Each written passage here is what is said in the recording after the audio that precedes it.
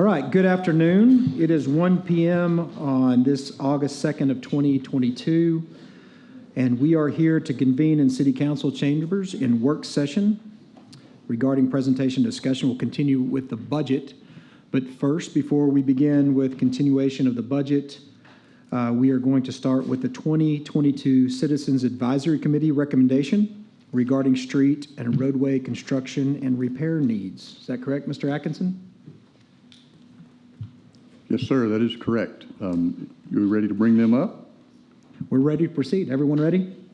Excellent. Mayor, Council, we're going to ask Ms. Heather Keister, who is the appointed chairperson of your Citizens Advisory Committee. You might recall that this body was appointed and created on June the 14th by the Lubbock City Council. They have worked quite mightily to get to where they are today. I've had the privilege of attending portions of several of their meetings. Would tell you that you had an excellent and a very participatory group that was working on your behalf. The purpose of today's item is for Ms. Keister to present to you the committee's work and then their recommendations. Further, this is your opportunity to ask questions of, to visit with the committee. In addition to Ms. Keister, she has the majority of her committee, if not all, behind her. We'll ask her to introduce them and then get started. Heather? Thank you. I appreciate the opportunity to speak to you guys today. This has been a really fun and fast process, and we're pretty proud of what we were able to do in this short time and excited to talk to you about it. So just kind of wanted to take you through our initial charge from you guys was to provide input as representatives from the community, to study the need for roadway construction within the city of Lubbock, and to come back to you with recommendations, specifically to identify needed projects, the costs associated with those projects, and then to evaluate a funding mechanism for those. So to take you through the time frame that the city manager referred to, we were formed by this resolution on June 14th. And we quickly got to work. We assembled a bunch of information. Our first meeting was on June 30th, where we were able to receive a lot of great background information on all the great things the city of Lubbock is doing from staff. So that was a lot for that first meeting. We met every Friday from that point forward. On July 8th, we came back to talk about what was important to the committee. The two big themes of that were outreach and education, and then the actual project priority. So we went through a prioritization exercise where everyone was able to weigh in on what their project priorities were. Came back on the 15th, and we reviewed the results of that exercise. We looked at what the preliminary list looked like. We reviewed the overall list of the outreach items, and then we came back on the 22nd, where we got to finalize that. We got to learn of the financial impact of that list and finalize our recommendation. So I have many of the committee members here. Would love to introduce them. Adam Hernandez was the vice chair. We have Clyde James and Rudy Leal from District 1. Marcella Ford, Adam Hernandez, District 2. David Brugel and Glenn Patton from District 3. Ron Bartley and Marsha Reed from District 4, Ken Corbin and John Rance from District 5, and Jordan Lewis and Brad Odell from District 6. As the city manager said, we had almost perfect attendance. I think we had one person with an unavoidable conflict at one meeting. Otherwise, every single meeting, and these were about 3-hour meetings, everyone was there, they were engaged. It was a really great group to work with. So I think that contributed to the product we were able to come up with. And I would be overlooking a big piece of this if I didn't give a great thanks to the staff. We asked a lot of questions, we asked a lot of them, and they came through and provided some really great information for us. So really appreciate everyone's contribution to this committee. So as we got going, the committee aimed to answer the following question. So is there a need for a bond election? What would be the preferred timing of that? What can we learn from the last bond? I think it's important to learn lessons from things that happened in the past, and then what should be included if we decide to move forward with the bond.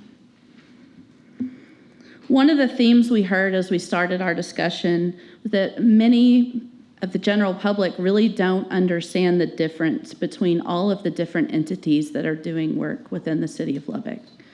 So we know the city has many initiatives. So we know that we took the time to go through this in that first meeting. The city tracks the pavement condition. There's studies that study and kind of lay out what should the thoroughfares and collectors look like, what capital projects should be a priority.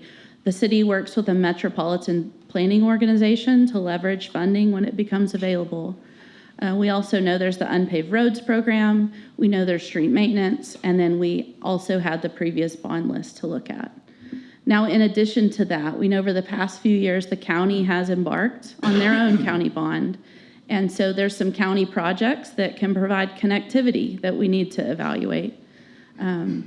And then when you consider TxDOT is doing a lot more. So collectively, I think everyone's doing quite a lot in the road area. But TxDOT with Loop 88, the MPO funded projects we've got going, and then there's several TxDOT roadways that travel through our town that are undergoing construction as we speak. So there was a need to really just wrap everyone's head around that as a whole. We also know that Lubbock is a growing community. There's a lot of development activity, so we wanted to understand the impact of the development activity on the roadway needs. We know that we've got different points of interest, and this is an opportunity to provide connectivity between those where it's warranted. We also felt because there were other funded investments that leveraging those investments made sense. For instance, we wouldn't want a thoroughfare or an arterial and then, jump over to an unfinished segment of that road and then a county roadway. We like that connectivity. It makes sense for continuity where you've got funded investments. We also know there's quite a few new schools coming in. We know those are large traffic generators and often bring safety needs. And so that was a consideration when we evaluated the projects that we did. So I'm going to take you quickly through some of the data that we evaluated that was provided by the city.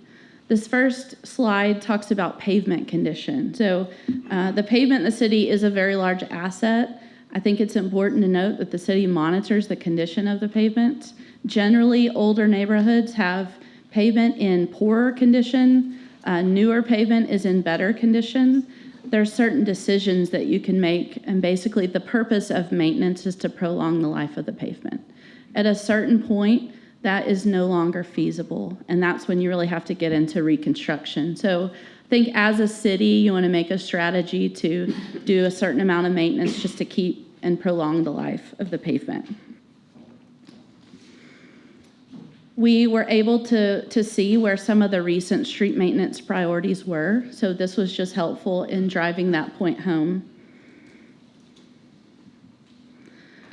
We also evaluated the Thoroughfare Plan. Really, the point of this map is just that there is a guide that helps us identify what the needs are. There's a recommendation for the type and the size of street that needs to be built, and this considers a lot of technical considerations, but the point of this is something we could consult. The committee didn't have to go in and decide what was warranted. So we did consult the Thoroughfare Plan. So this is where we started to build all that data and really put it on a single map. We wanted to look at where are the city's current funded investments. And so I've got all of the current funded CIPs shown in purple on this map. On this map, we're looking at where the known unpaved roads, those have been mapped. So we've got all the unpaved roads in the city of Lubbock that are funded currently in the royal blue, and the remainder of the identified but not yet funded unpaved roads are shown in sky blue. So we've still got a little bit of work to do to take care of all of those unpaved roads. To put the point of the county and the TxDOT projects, I think it helps. A picture just paints a really good picture, or tells a story for the public. So we mapped where some of those ongoing TxDOT and county projects are as they fall within the city of Lubbock. And then lastly, we put all of these together on a map. And I think this tells a really good story.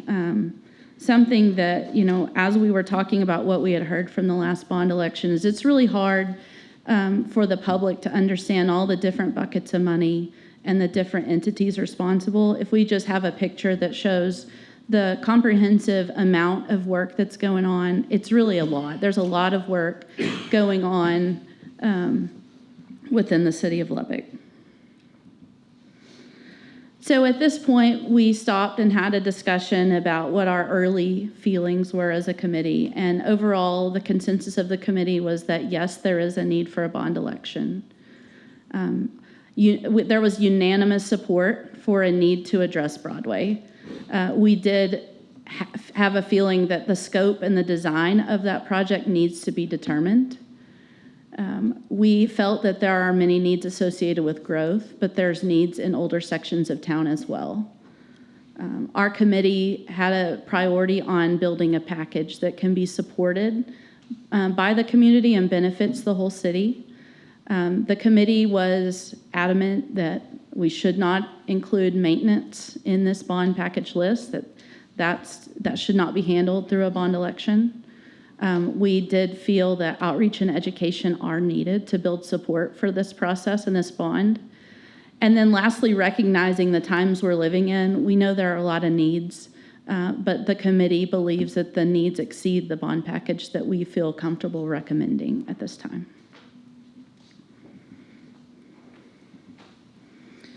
So when we pulled together the projects that were considered in the prioritization exercise, and the city helped us put cost to those using current dollars, we evaluated about $360 million worth of needs. And I just want to note, this isn't all of the needs within the city of Lubbock. This is just what was brought forward as part of this committee. I know you guys are aware of that.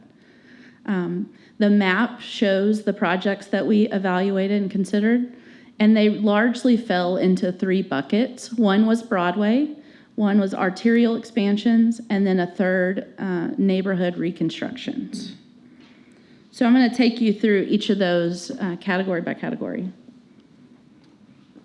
So first, I'm going to cover Broadway.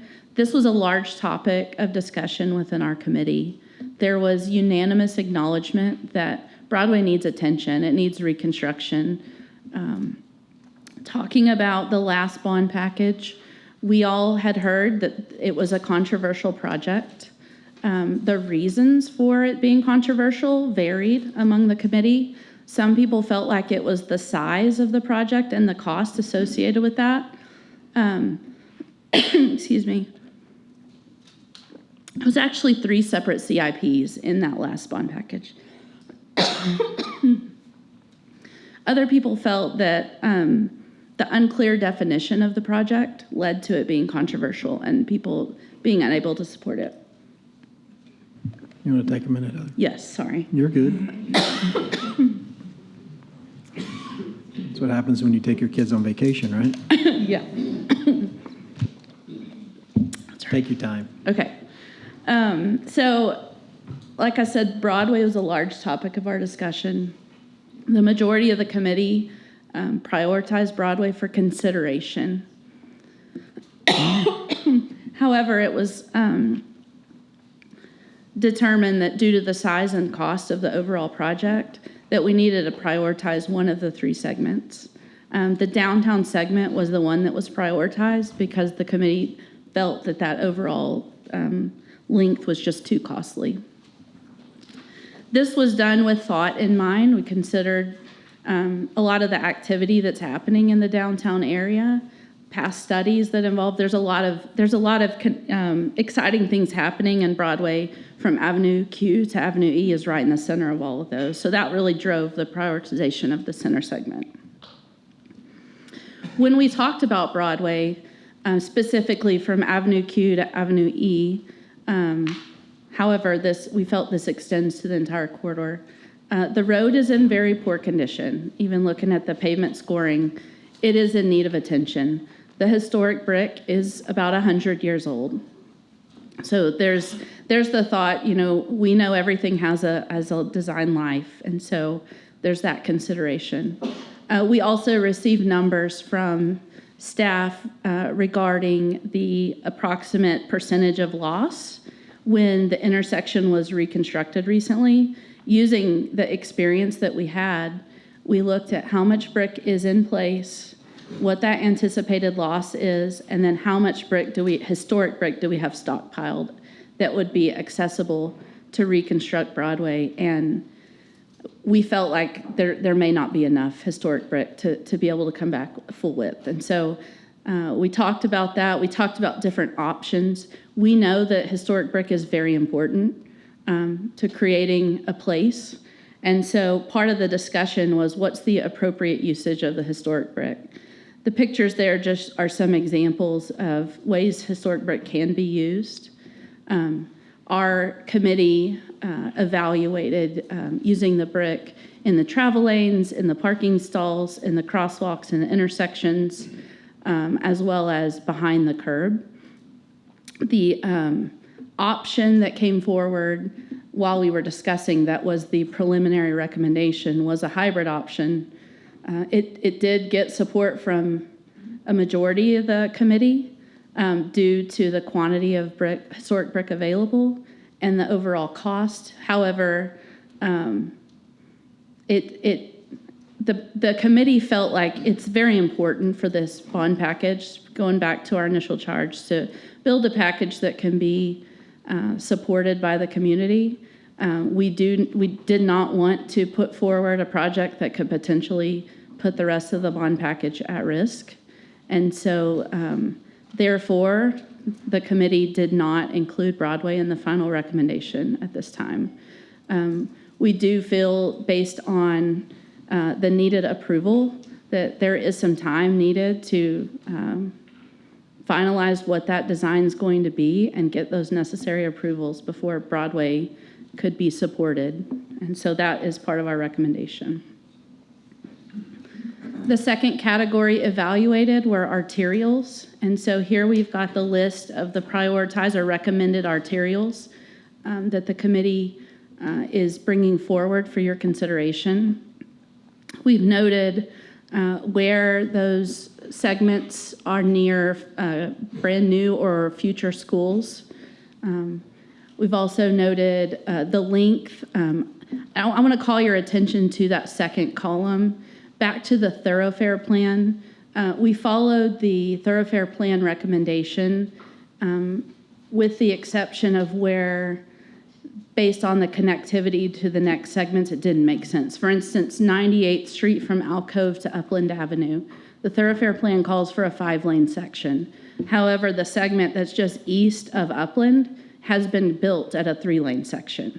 So it wouldn't make sense there to go from a 3-lane to a 5-lane to a dirt road. So therefore, our recommendation is a 3-lane section. So I just wanted to call your attention to those arterial projects. And then the third section of our recommendations is really the neighborhood reconstruction section. So as we talked about pavement condition, it became clear, we were looking at where street maintenance has had some success, kind of prolonging the life of pavement. And then we also, through that process, learned of some areas where the pavement is really too far gone for that street maintenance. And so there's really some reconstruction needed. And so the committee brought forward the area around Dunbar and the Manhattan Heights neighborhood as a neighborhood reconstruction candidate. Also recognizing the prioritization of completing all the unpaved roads and getting those paved, our committee felt that it was important to include that in this list as well. So our recommendation is to include $5 million for residential unpaved roadways in districts 1 and 2. And if we're going to prioritize those, just focus where there's the most people can benefit from that is really what guided that recommendation. Now, in the second to last meeting, we had our wish list, but we had to come back and understand what did the dollars look like and what can we support? It would not be wise of us to consider projects and not consider the financial impacts of those. So we came back, we learned about, we had a presentation from Blue, who helped us understand just in approximate terms, what are the financial implications of this package. And as we finalized our list, the total dollar value went up and then it came back down. I think everyone was very cognizant of what that final dollar value was. And so I understand he has some information that he can share with you guys about that. Absolutely. Thank you, Mayor, Council. It was great to work on this. It's always good to exercise the brain a little bit. But, as we worked through this project and kind of worked on the timing of things, there's a lot of factors that go into this. What we can give you in-house is a good estimate.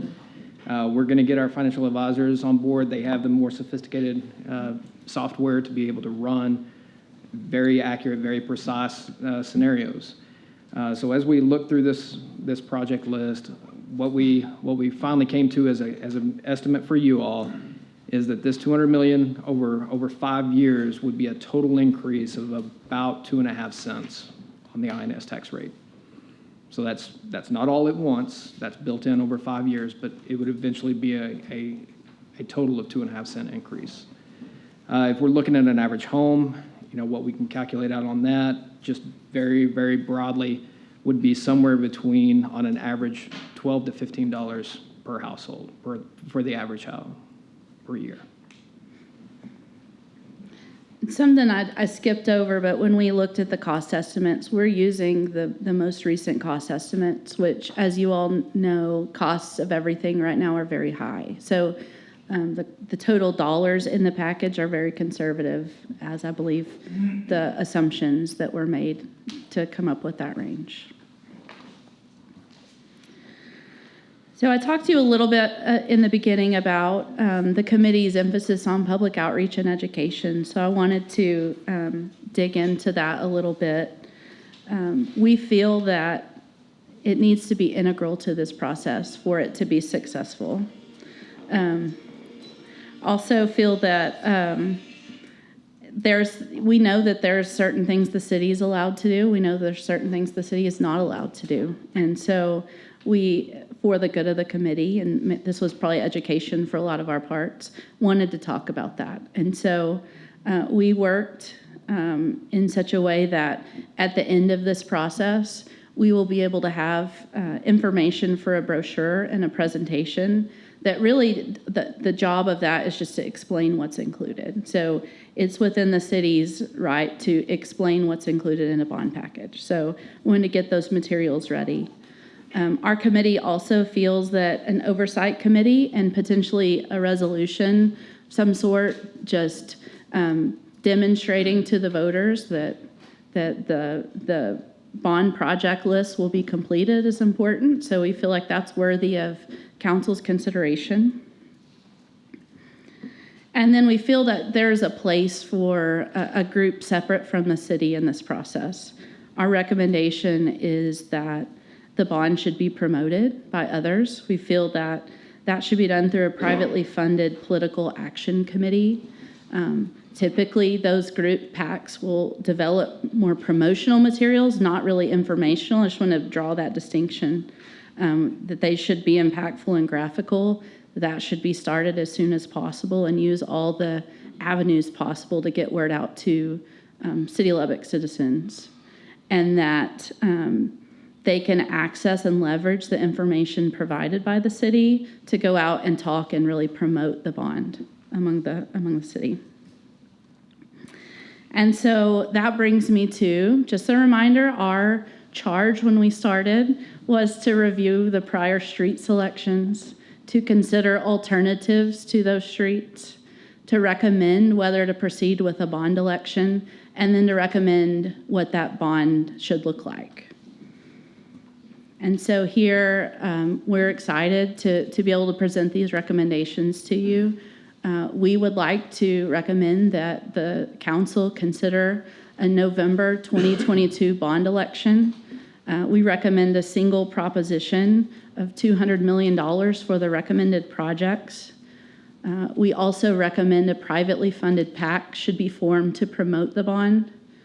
We recommend the city be available to provide information about what's included in the bond. Separately, we recommend that the city continue and consider increasing cash appropriations for street maintenance. I feel that's an important part of this. We recommend that the city move forward with the funded utility relocations along Broadway, and that we recommend that the city move forward to adopt a design for Broadway that follows all of the ordinances. And then lastly, I've got the project list here for all the project recommendations that we brought forward. So with that, I'm happy to answer any questions that you may have. Thank you, Ms. Keister, very much for that presentation and all of your and the committee's time and work. If I could, I know you called them out by name, but could we get the committee members that are here to stand up for us? Let's give them a round of applause for this.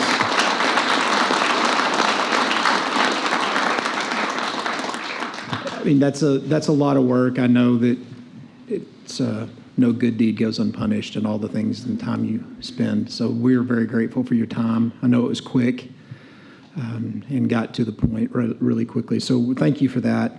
I will open it up to council members right now for any questions while we have Ms. Keister and the rest of the committee, and then we can walk through any other questions. Ms. Joy, I think you had... I do. First of all, thanks to all of you and to Heather for hurting. I'm sure that it's a little difficult when you have differences of opinions.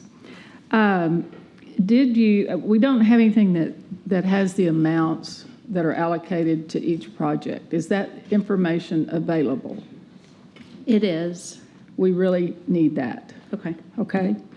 On 34th Street, I think we need to make clear that is being done, not in concrete, but in asphalt by the city. So what you're talking about doing is the backside Correct. Improvements, which would include what?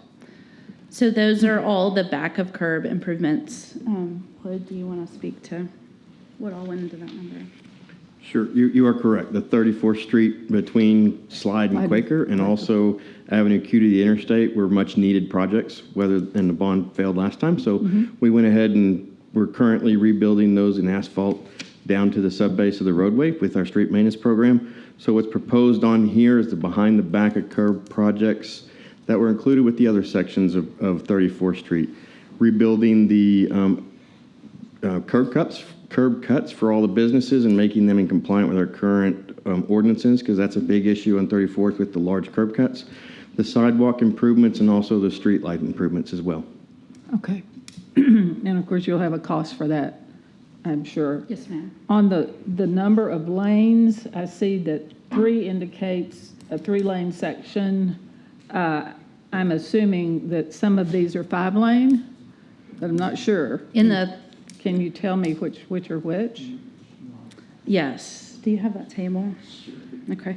I don't have those. We can get those for you, but if they're 3 lanes, they're recommended 3 lanes, as she mentioned, in connectivity with the existing streets that they're connected to. Right. Everything else is following the Thoroughfare Master Plan. So some of them may be 5 lanes, some of them may be 7 lanes. It's That's in right. accordance with the Master Thoroughfare Okay, Plan. and we'll need that information. We have that information. Okay. The other is for the recommendation on the neighborhood streets in Manhattan Heights and other. Did you all prioritize the streets that you thought needed reconstruction? No, we prioritized the neighborhood, and then we asked staff to come back and let us know how much they felt would be needed to accomplish that task. Okay, but we don't have that yet, correct? No, we have not prioritized the streets within the Dunbar neighborhood. Manhattan Heights neighborhood. Okay. The committee just recommended that neighborhood. We kind of put together a project estimate for that, And again, that is a street rebuild that's going down. It's not just a mill and relay. That's actually rebuilding the base of the roadway and building it back up. So that's a full rebuild of that neighborhood. But does the $5 million represent what you think that the rebuild would require? I think it's 6.5. $6.5 million was 6.5. what the estimate. Yeah, so that would Let do me- that let me- entire neighborhood. Let me clarify something here also with Ms. Joy on this line of questioning. Have y'all agreed that this needs to be very specific as to which roads that 6.5 million will go to? So when we take this to the voters, they Yeah. know specifically what, like, we're not just taking $6.5 million and allocating it to whatever. It needs to go specific roads. Is that correct? That's right. The way we have the table listed is the way we're proposing to present it. And we can put those boundaries more specific, but it's really just at Dunbar, Manhattan Heights. So if I remember right, it would be east of MLK all the way into that whole neighborhood that surrounds Dunbar High School. Well, I think the mayor's point is good. And we can put boundaries on those That streets, yes. you're going to have to itemize those, I think, And I think for we would. transparency, if nothing else. And I don't know if this is a city manager question or would for you.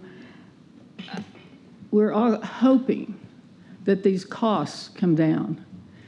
We know that these projects are not all going to be done at the same time. They're going to be spread over probably 5 years. And so if those costs come down, if this bond is approved and these costs come down and you have excess funds, then what?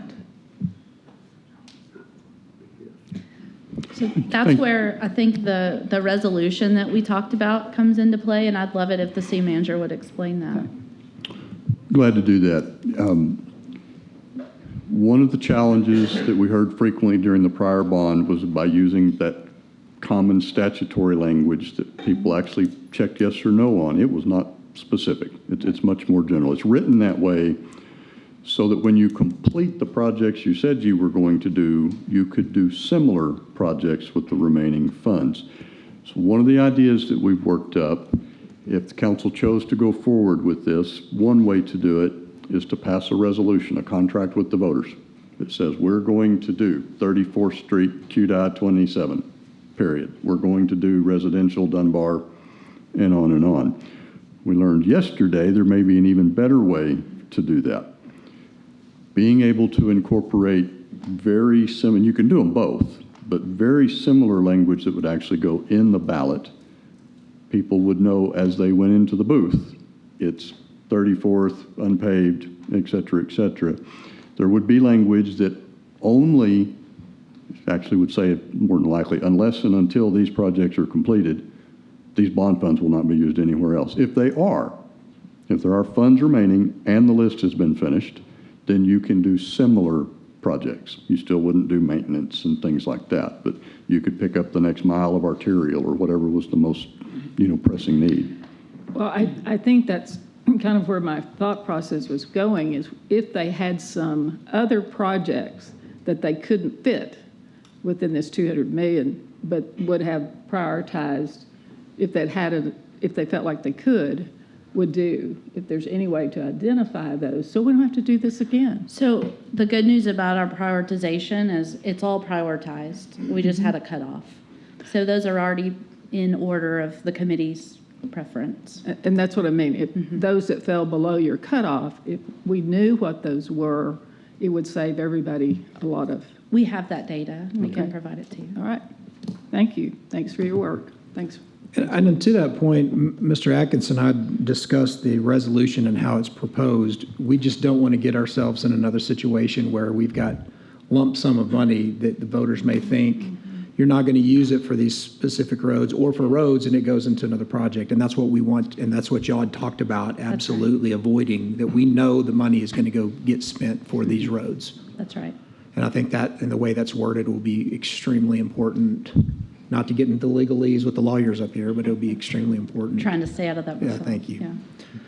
All right, any other questions right now? Ms. Martinez-Garcia, did you have a question? I do. I just want to make sure I know we have, I guess this committee recommendation, this is your priority list from 34th Street down. Is that right? Yes, ma'am. So you would have streets, but besides 34th Street, in District 1 that will also be considered and committed to if the bond passes. Yes, ma'am.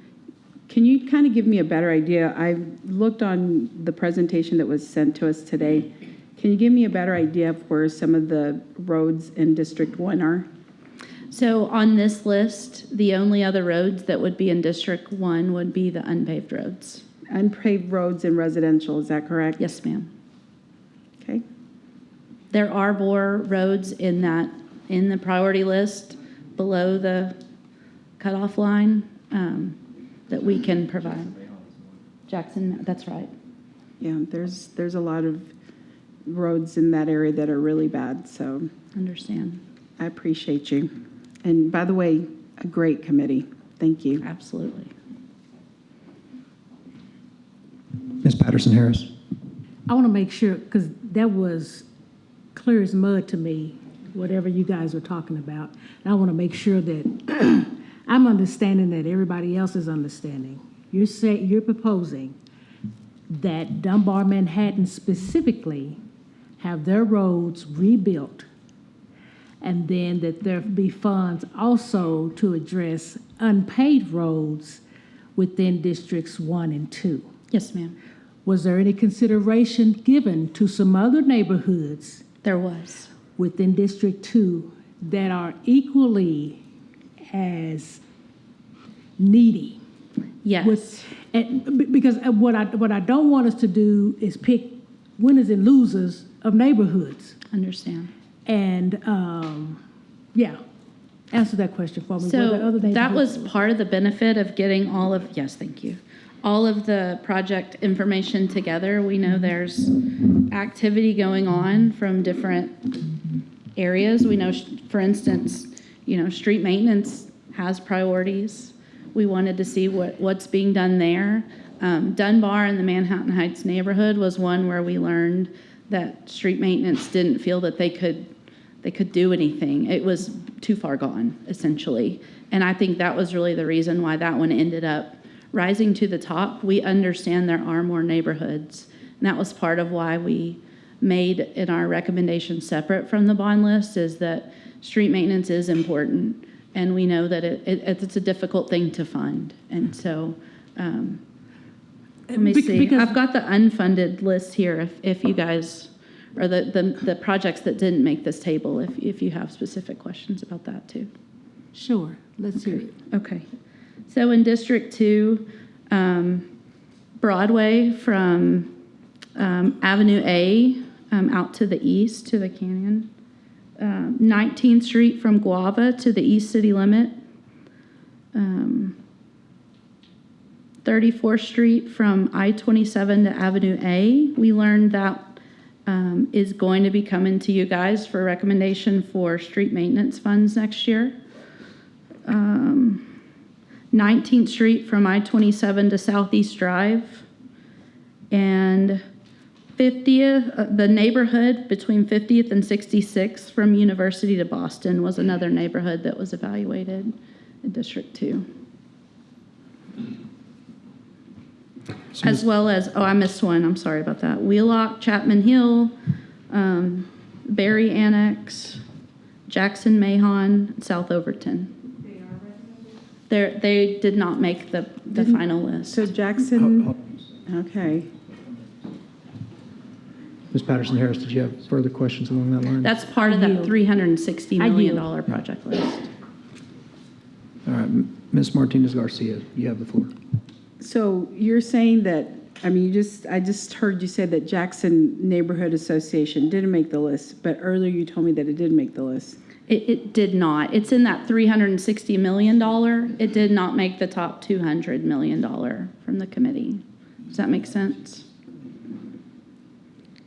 Okay, and then I think there's some roads definitely in the Mahon area that need to be reviewed, so they didn't make it either? They made that $360 million. Okay, Yes, gotcha. ma'am. I want to go to downtown, the hybrid. Sure. I think, I just want to know what type of resistance or support did you get from the historical group? I want to know if they were in support of the hybrid, because I think it's I mean, They came in vocal support of a full brick option. okay. Mr. Massengill? Thank you, Mayor. First, I just want to express my gratitude to all of you that spent your time on the committee. This is, in my opinion, a critical need for our community at this point in time. We haven't had a bond election since 2009 for streets. And so the work you did was good, and I appreciate the list that you've presented. I also appreciate your thought process on Broadway, although I'll publicly express my disappointment that we can't get started on Broadway. It's, to me, again, a critical need in downtown Lubbock. But anyway, thanks for everything you've done. Mr. Joy actually asked the questions I was going to ask, and they were answered. So I'll yield the floor. Ms. Keister, let's just briefly go back. I think it'll help us moving forward if we can get a little bit more information or frame of reference on Broadway. At some point, it was included or recommended from E to Q that would be done. Is that right? At least that portion? That's correct. Our committee discussion was, the original motion included multiple recommendations. Committee felt, as part of that original recommendation, it included having Broadway as a separate proposition. However, the committee felt like you charged us with bringing you a recommendation. So it didn't make the final cut because we felt that the importance of this bond election, we didn't want to put the bond at risk for a project that we felt like still needed a little bit more clarity to gain support. So we also heard that there was $360 million considered. You all netted out or came down to $200 million, and there were other roads in consideration. Where did Broadway fall? Was that, first runner-up, second runner-up? Where would you say that y'all had categorized that as far as a priority? Because we all, again, as Mr. Massengill said, it's a terrible road. It's got to be addressed at some point. Was that a consensus, or it just... Unanimous that Broadway needs attention. Okay. That I will tell you, that was unanimous. We were not unanimous on which segment should be prioritized. We had consensus that the downtown segment should be the one that was prioritized. However, we did have people who advocated for either end, and I could see their argument. There's pros and cons to each approach there. Like I said, it really came down to the importance of this election and not wanting to put the others. We talked about the risks of failure and definitely want this to be supported. So, Thank you. I would say the majority of the the committee, I'm sorry, not going to put myself in that bucket. The majority of the committee really wanted Broadway to make the list. It wasn't until the last day that Broadway was removed from the list. Mr. McBrayer? Again, thank you very much for your work. It was a very good presentation. Could you go back to the slide that had the $360 million on it? Sure. Is that the one you're talking about? Oh, I thought you had one that had them all listed. Did you not have one that had No, all of them listed? I don't. Okay, but you'll provide us with one that Yes, sir. has all of those Yes. so we can. We have a table that shows all of the projects. Well, my only point was, looking at the list, District 3 just has the backside of the curb and the sidewalk. So we don't get as much as everybody else. Everybody's not going to get the same amount That's in correct. this. And I understand that because not every district needs the same degree of road work done. In fact, my district, I felt, was very fortunate to get what they got on 34th Street as a beautiful concrete road now. So I understand that, and I hope that everybody on this council understands we're not going to all get an equal part of this. I mean, people can look at District 5 and they get the lion's share of it, but that's also where probably the lion's share of roads are needed. So, I know that may be one of those things that we'll all face with our constituents. Why don't we get an equal amount or equally treated? But it's basically need. And I understand that. I understand how you had to work within those constraints. But I appreciate what you've done for 34th because my people wanted to see it finished nicely. They wanted it in concrete, but I understand this is a good compromise. Thank So, you. I'm glad you brought that up. A big priority of our group was to let the needs drive the conversation. And I feel like the committee did an excellent job of that. We really didn't start talking dollars until the very end because we felt like you have to talk dollars because that's a very important part of the equation. But the needs really did drive, and there was a recognition that the needs vary based on part of town and the age of the neighborhoods and those streets. And so I was really encouraged that I felt like our committee, I knew everyone was charged with representing their part of town, but we're able to think about what the needs are citywide, which was really neat. Ms. Martinez Garcia. I just want to point out one thing is in some of our neighborhoods, we have 80-year-old needs, and it's been put off for a very long time. Mm-hmm. And I think it's getting tougher and tougher to, we're going to have to do something sooner or later. That's all I wanted to say. Understand. Thank you, Heather, very much. And thank you all very much, very much. All right, Mr. Atkinson, with that, give us, you're free to go. Could you give us or give the committee and everyone just a little idea of what this would look like going forward so we have a brief synopsis of the next steps? Glad to do that. So, City Council, you will have on your agenda for next Tuesday, your regular council meeting agenda, a separate work session that will be held at 5:30 p.m. So we will likely have the day's business done before that, be able to take a break, come back at 5:30 p.m. That is really designed to be the point at which the council discusses in and amongst itself. We certainly can structure and take citizens' comment if you would choose, but that is your opportunity to go through and then give final guidance to the staff as to your direction. Your direction would be yes or no. We need to call a bond election, and yes or no, it's the November bond election. If it is November, the statutory calendar fell kind of unusual this year. So somewhere between the next Wednesday, the 10th, and then the following Monday, we would have to have you convene 2 times. There'll be very quick meetings. We can do them back to back, morning to morning, whatever works for schedules. That's where you'd call that election. That is also where, on the 9th, we would be trying to give you better detail on what the actual bond language would look like, if you want to call it, what we've discussed with the resolution and incorporation into the ballot. But we really need to leave on the 9th knowing yes or no, wish to call it, yes or no, it's the November. If it would be a later date, obviously there's more time to work on it. Are we going forward with the committee's recommendations as they're presented? They're in good shape. We will be providing additional data for you here in a little bit, and I'll run through that, be sure I've got the list. But August 9th is really when we need to know. If so, we'll put everything together, get your 2 meetings posted, and carry you forward. As far as additional data, and if I've missed anything, correct me, or for something else, let's add it. We want to get information on the committee's recommendations on the screen, were on the screen, dollars per project, so kind of a line item. Go ahead and fill in. We've got the 3-lane streets called out, but let's fill in the rest of them, what they would look like.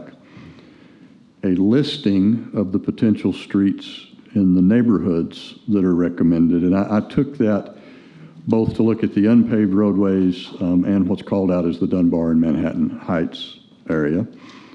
And then the full sheet that has the cut line at the 200 million, so you can see the priorities that are just under that list. Is that the full list?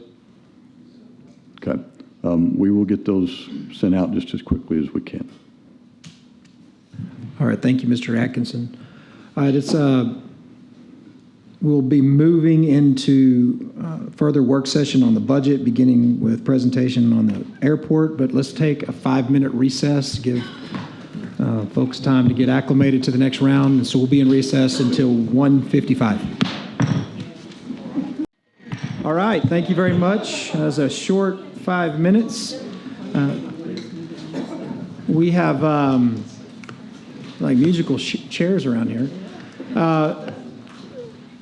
We're going to try to get a lot done today and get through some of this very important information. We'll look to take another short break here, maybe more stand-up short breaks throughout the afternoon. So without further ado, I'll turn it over to Mr. Atkinson for continuation of presentation. Thank you. Council will be starting on page 9. Should have the printed handout from yesterday. Of course, we'll have the screen running as well. We completed Lubbock Power and Light. We're going to start today with Lubbock Preston Smith International Airport. So today we're going to continue working our way through the enterprise funds, the special revenue funds, and potentially the component units. Jumping in on page 10 now, here is your summary of the airport. Note that there is an increase in what is termed concession revenue. This is for the parking fees, rental car, restaurant, advertising concessions. This is based on the rise in the airport activity, the airport traffic. And really what it is it's a return back to that activity and traffic. The airport is a major landlord and has multiple tenants, tremendous number of various types of lease agreements. Those all have within them an annual CPI adjustment, as well as we have a couple of newer lease agreements that were negotiated in the current year. So there is an increase there. As we saw with other funds yesterday, the interest earnings on the reserve accounts are also projected to be better. So we have that going on. Moving over to the expense summary, the compensation and benefits line is up a bit due to the proposed employee adjustment as well as the associated costs. Maintenance and operations, you see a larger change there. Predominantly, that's going to be the property and liability insurance and the utilities. As the parking concession activity and revenue goes up, there's a portion of that that goes back to the operator as well. We've got another acronym in your next line, ARF, which is Airport Rescue Firefighting. That is trued up on a periodic basis. In effect, the airport is a totally standalone operation of the city. And so services rendered to it, they pay for those services. So this is the airport fire station, the equipment and the personnel that go with it. Transfer to capital is decreasing a little bit. This is all in accordance with the airport's 5-year schedule as it moves forward. You have in front of you now the fund. I'm sorry, I'm switching and blue's not. One more. There we go. One you have in front of you now is the airport's fund model. So you can see standalone fund. You can see as it walks through each year, the blue column is the proposed year. You can carry out and see what that forecast looks like into the future. So this is the model that's used to drive the activities, the investments, expenses. It's also how we communicate with Federal Aviation Administration as we work on getting as much of their dollars as we can. We noted yesterday that there are CARES Act funded projects. About 2/3 of the way down, you see those. There is a capital reimbursement of 1.327, as well as an operating reimbursement of 1. Also note, council, that only lasts one more year. So if you move over to the 24 column, you see it, and then that's over. Next. This slide is the capital program set up for the airport. You see the airport property improvements, the 1.17, again, that's CARES. Road repair and replacement, also CARES. Come down a little bit farther. You have the cargo apron expansion. This is the big ramp that serves the cargo area on the far west side of the airport. That's budgeted as a $1.5 million project. $150,000 of that is the airport's match. The remainder are grant funds. So that is the division between those two. Extend taxiway L, which is part and parcel of working on the cargo apron as well. You see the same thing here. It's a $1.7 million project. We have the airport's match in cash. We have the grant funds. And then we've got taxiway M programmed over there as well. Questions on that, at least to this point? The next page and the page thereafter, that is the schedule of the fees at the airport. We mentioned the large number of the leases. You can see these listed out both on page 14 and carrying over to page 15.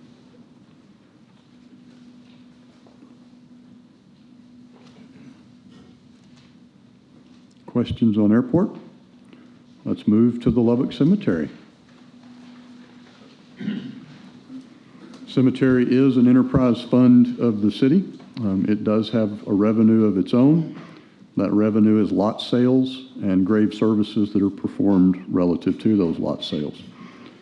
You see across here, we're at 803 this year, 1.1 million proposed in the new year. Biggest difference here is using some of the cemetery's reserves to help us replace the perimeter fence around that cemetery. So on the next page, we have the expense side of the revenue. There's a slight increase, compensation and benefits, slight decrease, maintenance and operations. This is primarily the fleet maintenance charge. The mowing cost down just a little, and we don't have to budget for ongoing fence repair if we're able to get the replacement. And that, of course, is the last item on there. The next page calls out your perimeter fence capital. And again, that is prior year cash because it's coming out of their reserve. You do have a series of fee changes that begin on page 20, begin and end on page 20. These have not been adjusted in quite some time, and truly, especially as it relates to the services, our cost of providing those services is going up and has gone up. Any questions on cemetery? Patterson Harris. On the fencing, you said we're going to be replacing that? Are we changing the type of fencing we're using? I do not recall the proposal, but Mr. Van Gundy is in the audience, and he's going to jump up and speak to it. We're going to take a look at what we have there and see what is able to be salvaged and stuff. Our intent is not to go back, is to stay with the heritage of the area, to fix any rock areas that we would need to, and then go in between pillars and that type of that.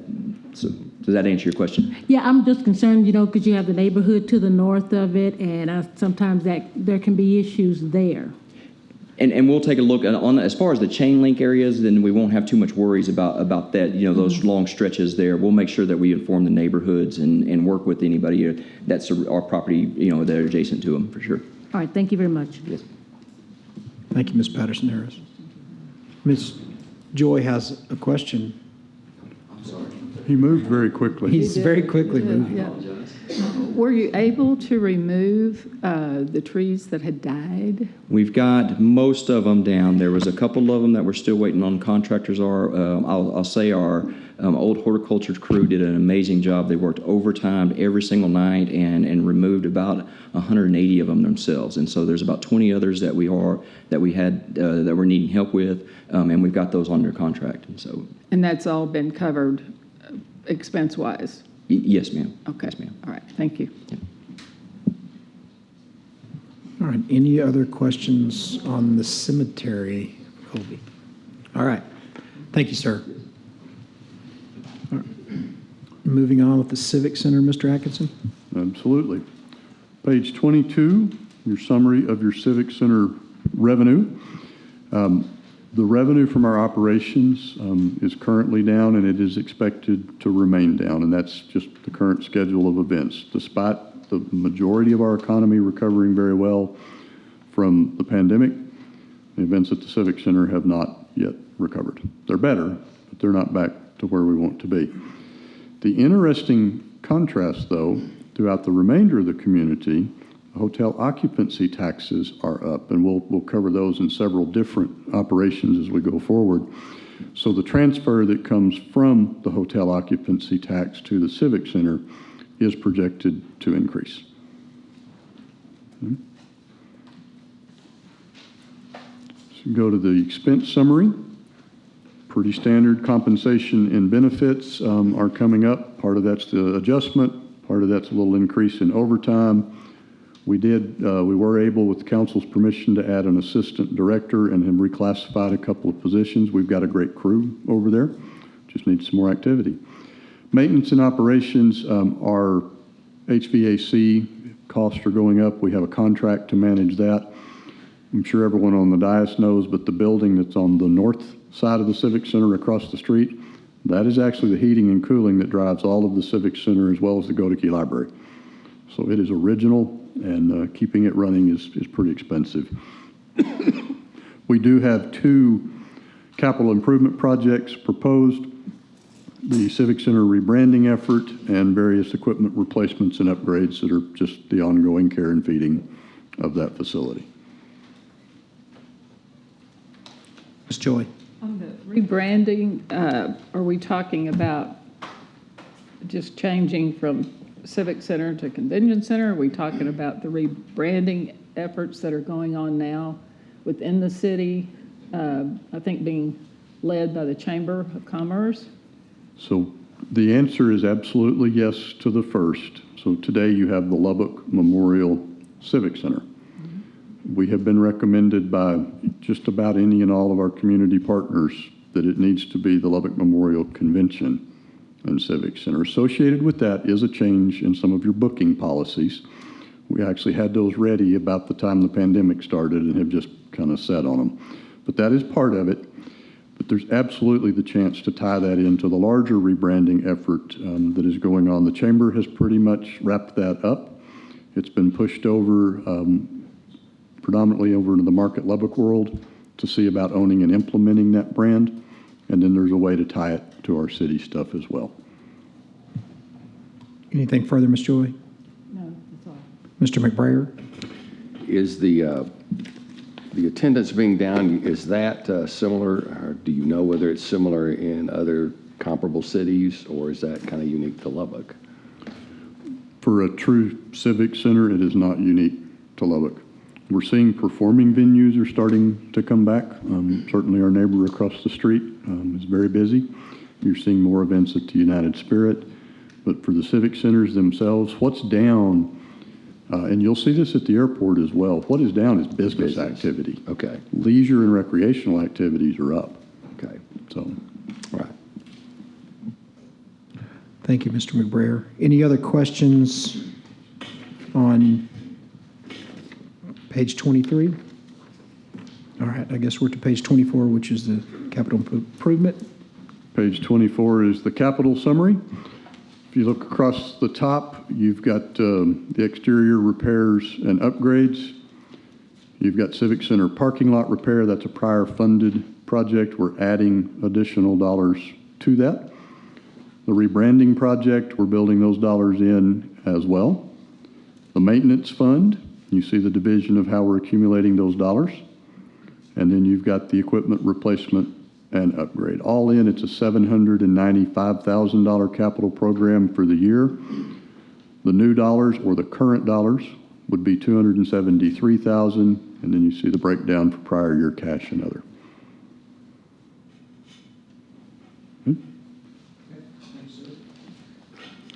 Your next is Lake Allen Henry.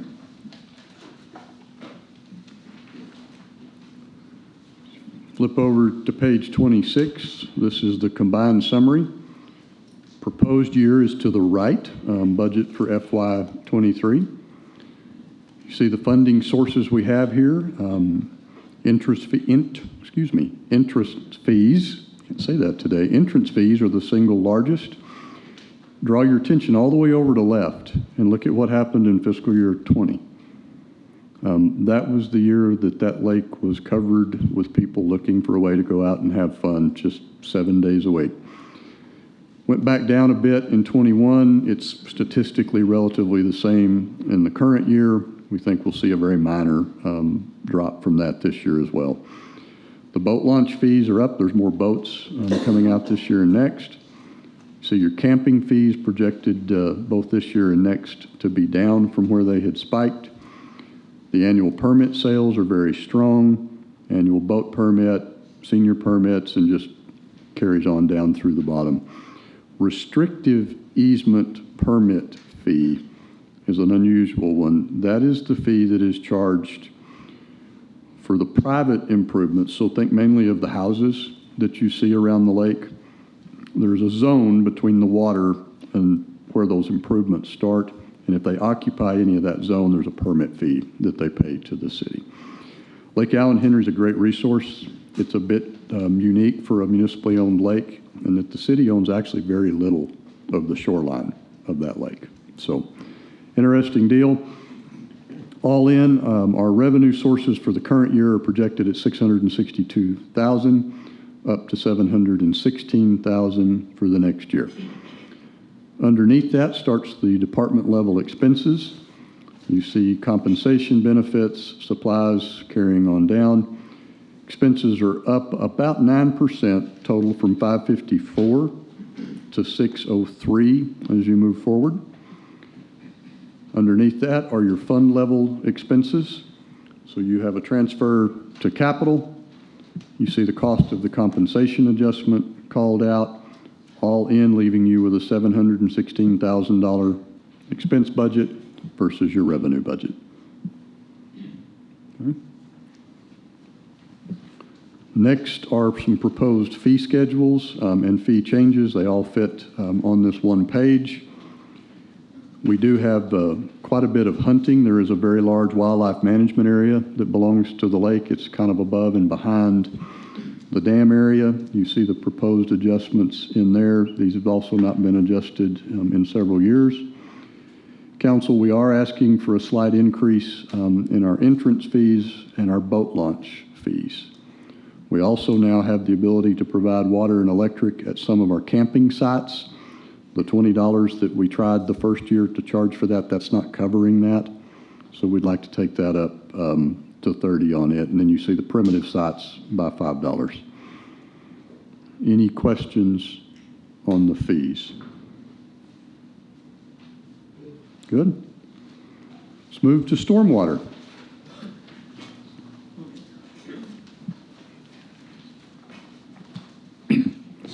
Stormwater revenue summary. You see on the page here, 26 million in the current year, a little over 25. I'm not sure we proofed that comment that revenue is increasing when total revenue is down. It's because of the reserve spend. That's right. Okay. The fees themselves are generating more, not because we have changed the fee, and we don't propose to change the fee, but because of the use of the excess reserve is where that comes down. We do project to earn a little bit more on our entrance, on our interest, and less use of those reserve fees. Look at the expense page on here. Standard comment on the compensation and benefits. Pretty standard that our supplies, fuel, property and liability insurance are going up a bit in the maintenance and operations. There is a slight decrease in debt service, and that is a roll-off of existing debt. That is the street maintenance debt that was acquired a number of years back. And then we have slightly fewer capital projects planned this year. So if you kind of go to the next page with us, you have the revenue and the rate model over here. We're back to where the current year, budget year FY22 is the first column, and then the proposed is the next. You see the changes on the bottom line, 24.4 to 25.1. This model also carries out into the future. If you run down your expenditures, the total expenditures line, current expenditures 26.1 million, proposed at 24.5.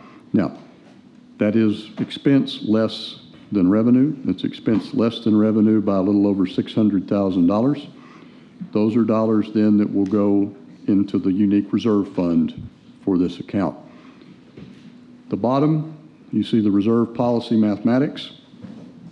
Current year, right at $10.0 million total. The reserve fund requirements here are about 4.8, leaving you with 5.2. Right underneath that is the residential rate model and the commercial rates. Notice there are no proposed changes for that. The next substantive roll-off of debt for the stormwater fund is several years out still. We have reduced this rate once.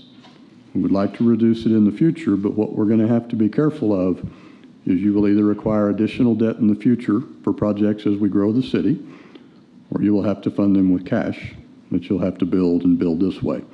We do have the cash going up. It goes up very slightly in FY23 and FY24, and then you see the larger step that the model would accommodate as you move out into FY25. Based on what's in front of you at that point is the opportunity to continue that discussion of dropping those rates or moving back to debt funding. When this fund started, it was a bit like Gateway in that it was substantially a debt service fund. Those major projects were done. We have the benefit, but there are also projects now that we need to be able to shift into maintenance and start taking care of the system and do that with current dollars. Mr. Atkinson, do we know what the cash reserve balance is today on that account? About 10.0 million total. Yeah. No.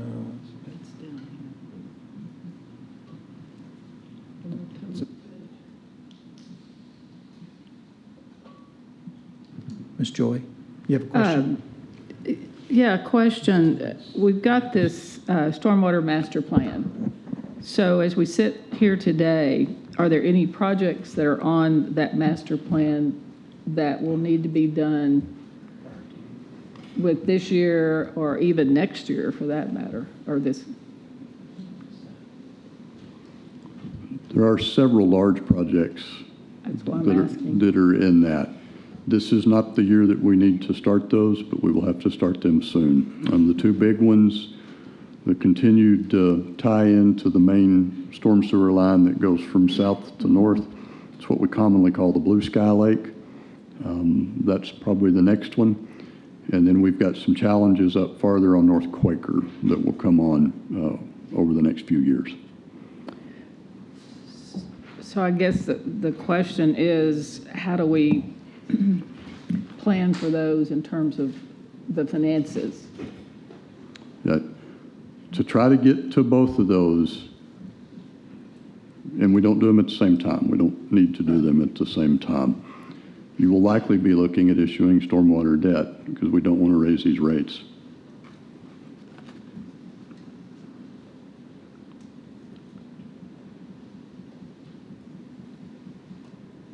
And we can provide the multi-year capital plan if y'all would like to see that.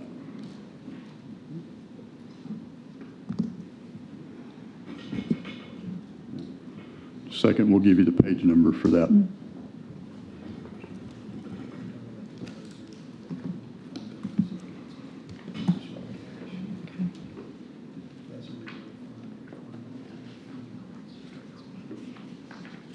Before we move off of it. Council member, if you'd like to see the potential impact, look to fiscal year 25 Okay.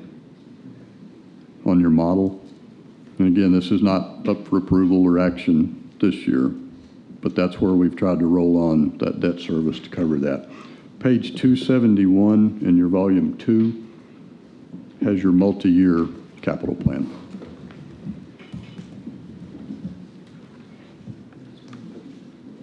Let's find it.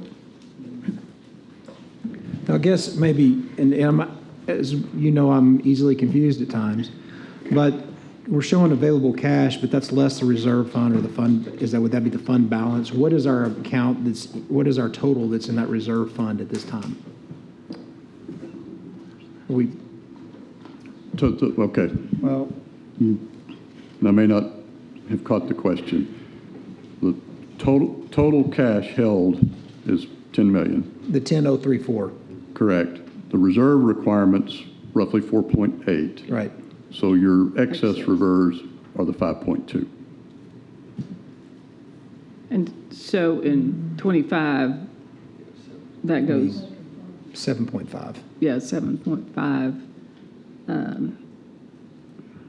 And is that where we begin to build in terms of the stormwater projects?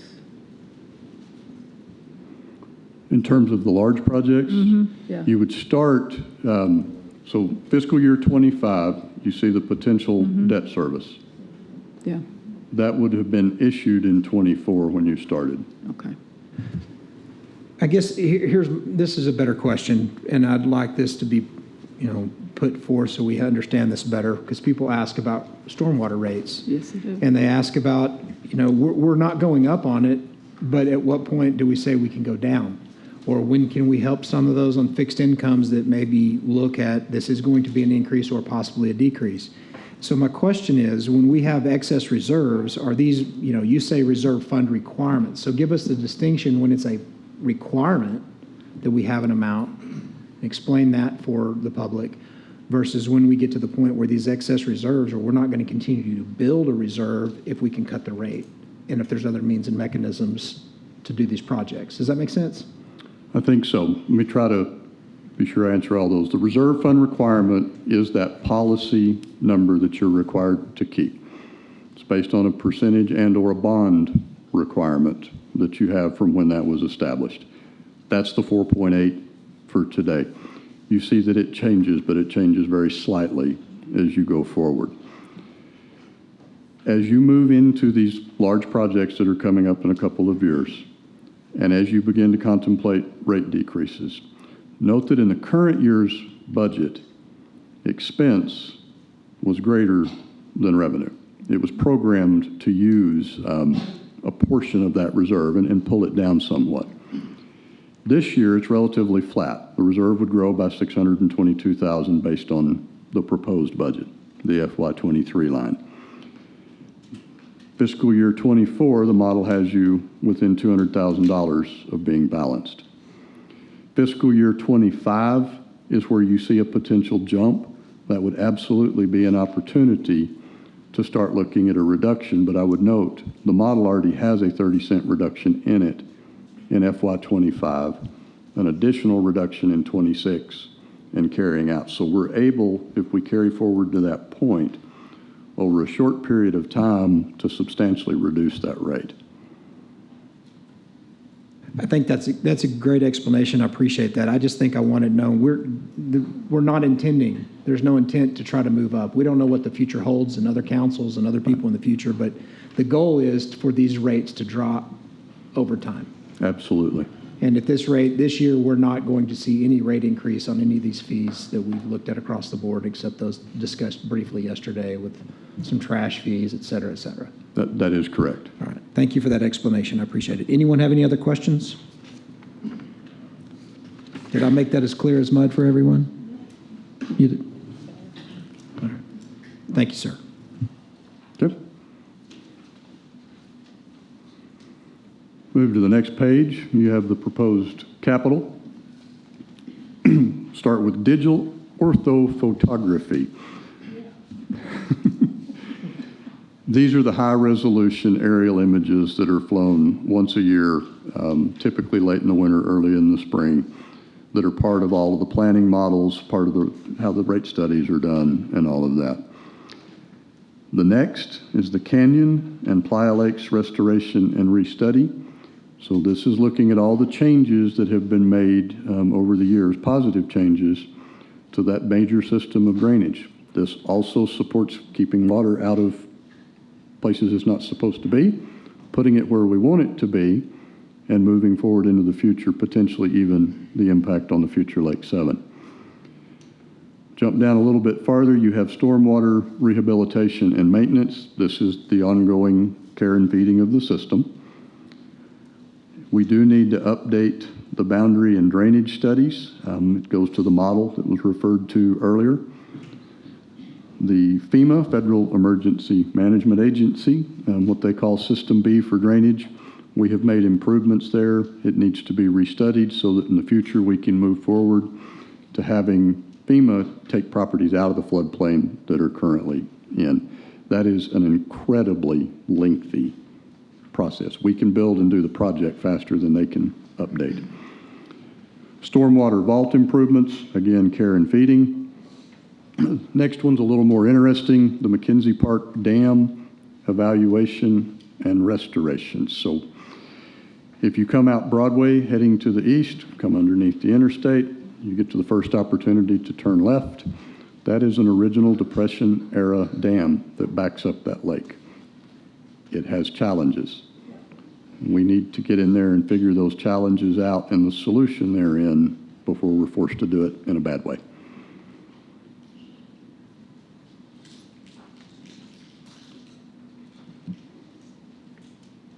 For the next page. So council, we are looking at a couple of fees here. No change. Well, it is a change. Let me rephrase that. Today, when a developer or a project brings in stormwater plans, there is a fee for the review to that, and it's broken up by acres, and it covers almost none of its cost for us to do that.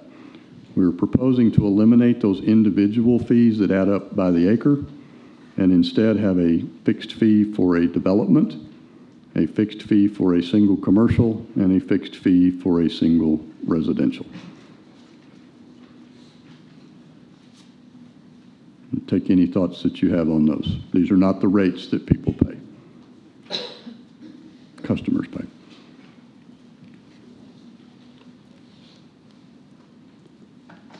Ms. Patterson-Harris. Thank you, Mr. Mayor. I have a question, Mr. Atkinson, regarding the McKinsey Park Dam structure evaluation and restoration. That $1 million that is budgeted for that, is that just for the evaluation, or will those funds also have to be used to rectify the issue? It is our hope that, well, it's not going to cover the full fix. Okay. There's another $2.8 million programmed in the following year if Okay. it's needed. The thing is, right now, we don't know Okay. what is needed. I think it's very important. Oddly enough, that's probably the only area in the eastern portion of the city that floods. But when it does, it really causes a great deal of a problem for folks who need to in and out at their location, so. Well, that's where we have the high water gates installed. It comes completely over it, and we have to shut it off. Thank you. It's one of only 2 of those that we have like that. Oh, yeah, the one at, What are the necessities for the high water gates? so that people don't. That, what we're calling that dam, and it is a dam, but it was also built as a low water crossing. When the water begins to start flowing through the canyon lakes, by the time it gets around by the Meadowbrook Golf Course, it begins to back up. We do have some ARPA dollars programmed to try to help us with that backup. But even then, as the water comes in there, it actually lifts that entire lake up out of its banks, and it goes completely over that roadway. So we have a series of high water gates that we can come out and manually shut. The other one is located at the north stretch of this, and it's a creek crossing, and it seems to be a magnet for cars that don't float if we don't put the gates down.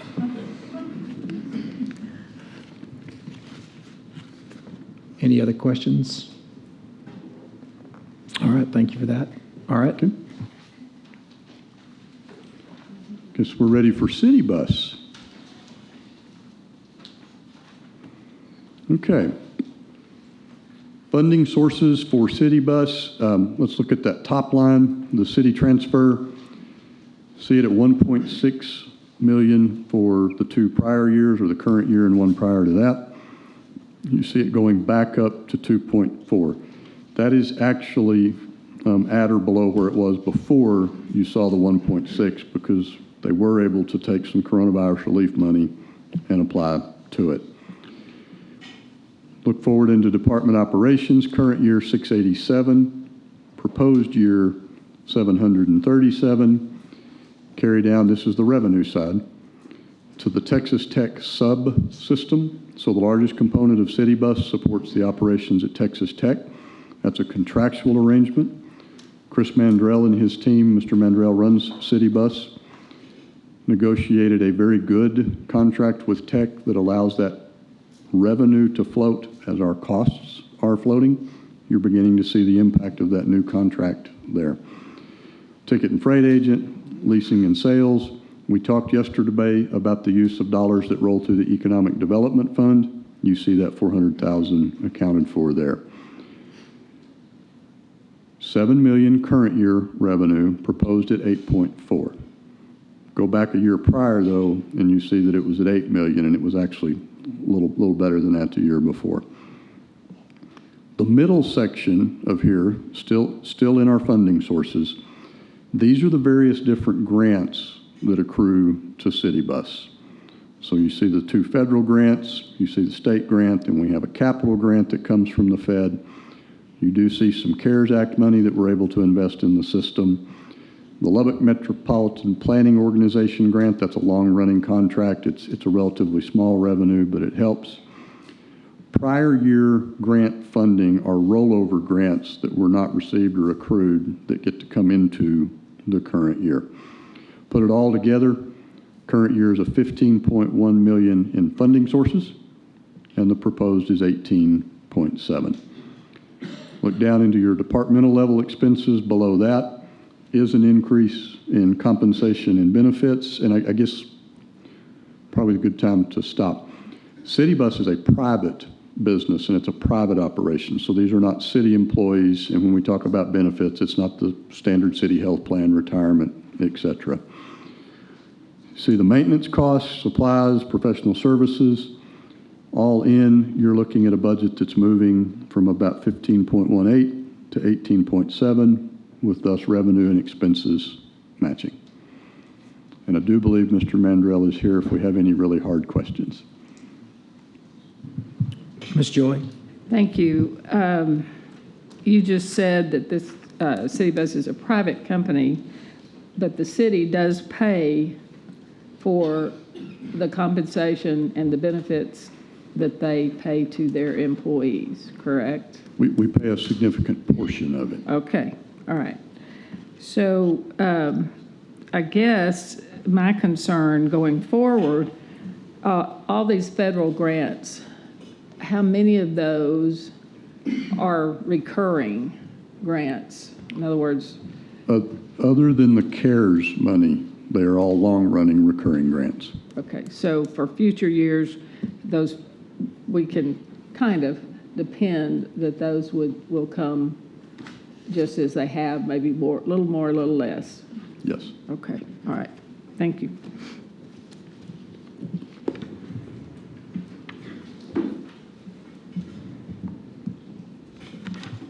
Ms. Martinez Garcia? You just mentioned the private part of it, but the folks, the bus drivers, for example, will they be getting a raise also? I believe they will. The bus drivers are also, they belong to the private contractor. Okay. I just want to make sure that they're included in that, because I know that there's been some concerns from those folks. Yes, and during budget review, we learned an interesting fact. Mr. Mandrell's, they call it their board, their available driver board, is nearly full. As we adjusted some of our CDL pay last year, so did they. Good. So to finish the somewhat confusing tale of City Bus,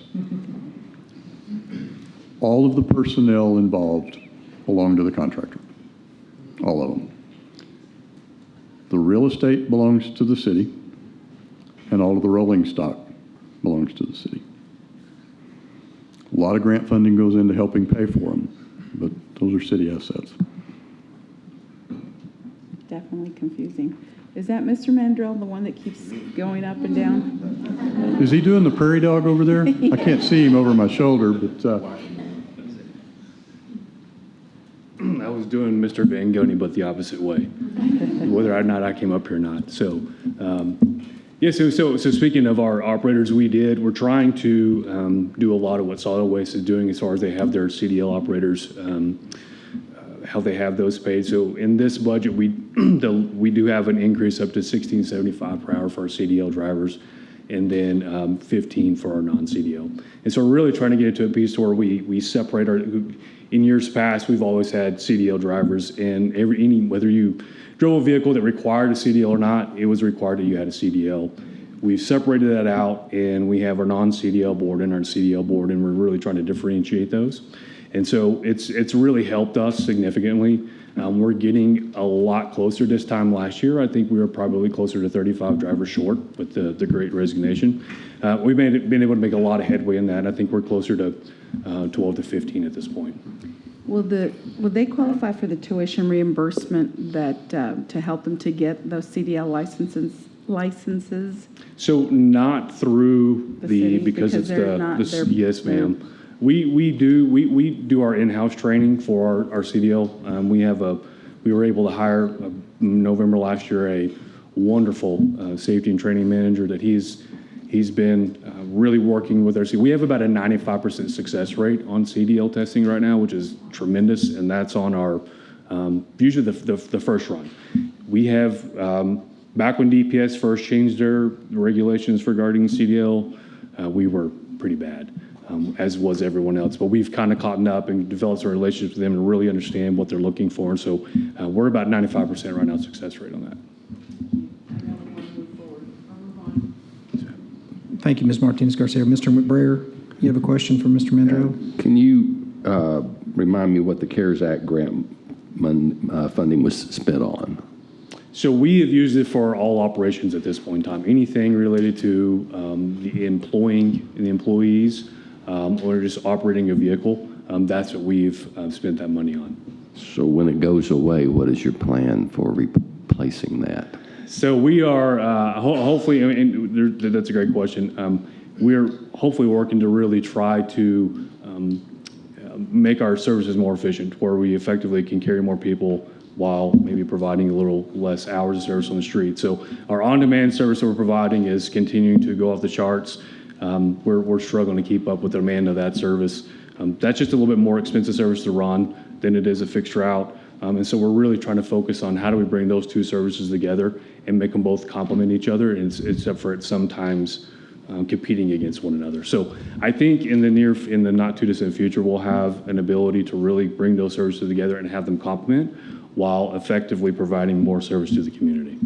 So the idea is there that we can consolidate and make the two services work together and hopefully bring some of our expenses more in line. All right, thank you, Mr. Mandrell. What is the commitment of the city, if any, to this budget? I mean, we own the rolling stock, we own the real estate. So the city transfer at this point will be the 2.4 plus the 2.4 and the 400. Yes. Okay. Thank you, Mr. Mandrell. All right, any other questions for Mr. Atkinson on City Bus, on the summary?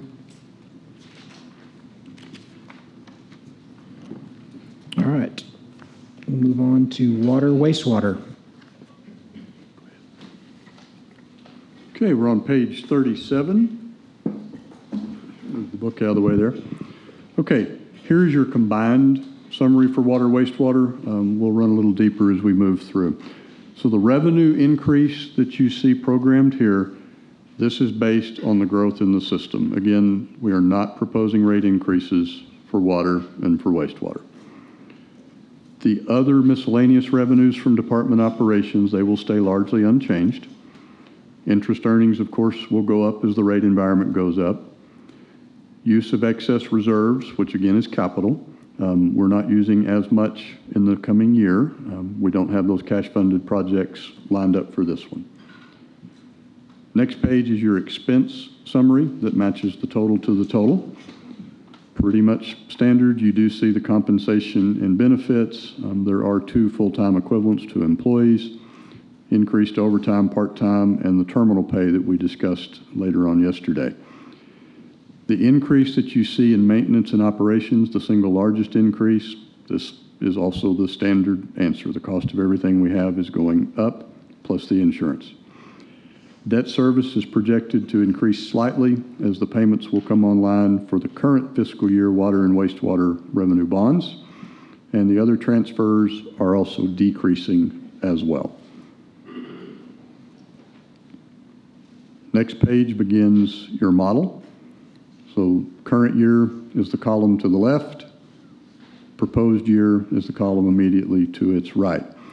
Total revenue from the system in the current year is $144 million, projected to go to $151 million. Again, that is without any rate increases. Move down through operations and maintenance.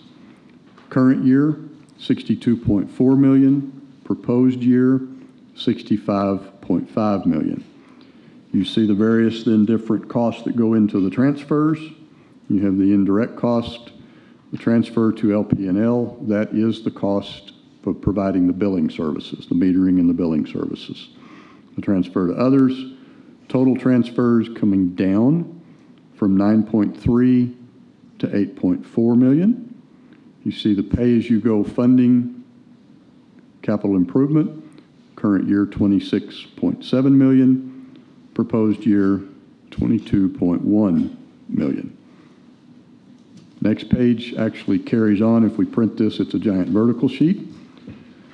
You see in the present year, the existing debt service at 57.7, with next year programmed at 58.3. You see the totals underneath it. Carrying down, total expenditures in the fund this year of 156 million, dropping slightly to 154.5. Move down to the next, you have your various metrics that go to the system. The debt service coverage is the first. So you take the total revenues, you take out your operations and maintenance, you have then an available number, and you compare that to the debt service. So in the current year, you have available for debt service 96.5 million. The debt service is 58.2. So the coverage ratio is 1.66, and the target, and note that the target is established by the rating agencies. That's not a number that staff puts in there. But your target is 1.7, increasing to 1.75 next year.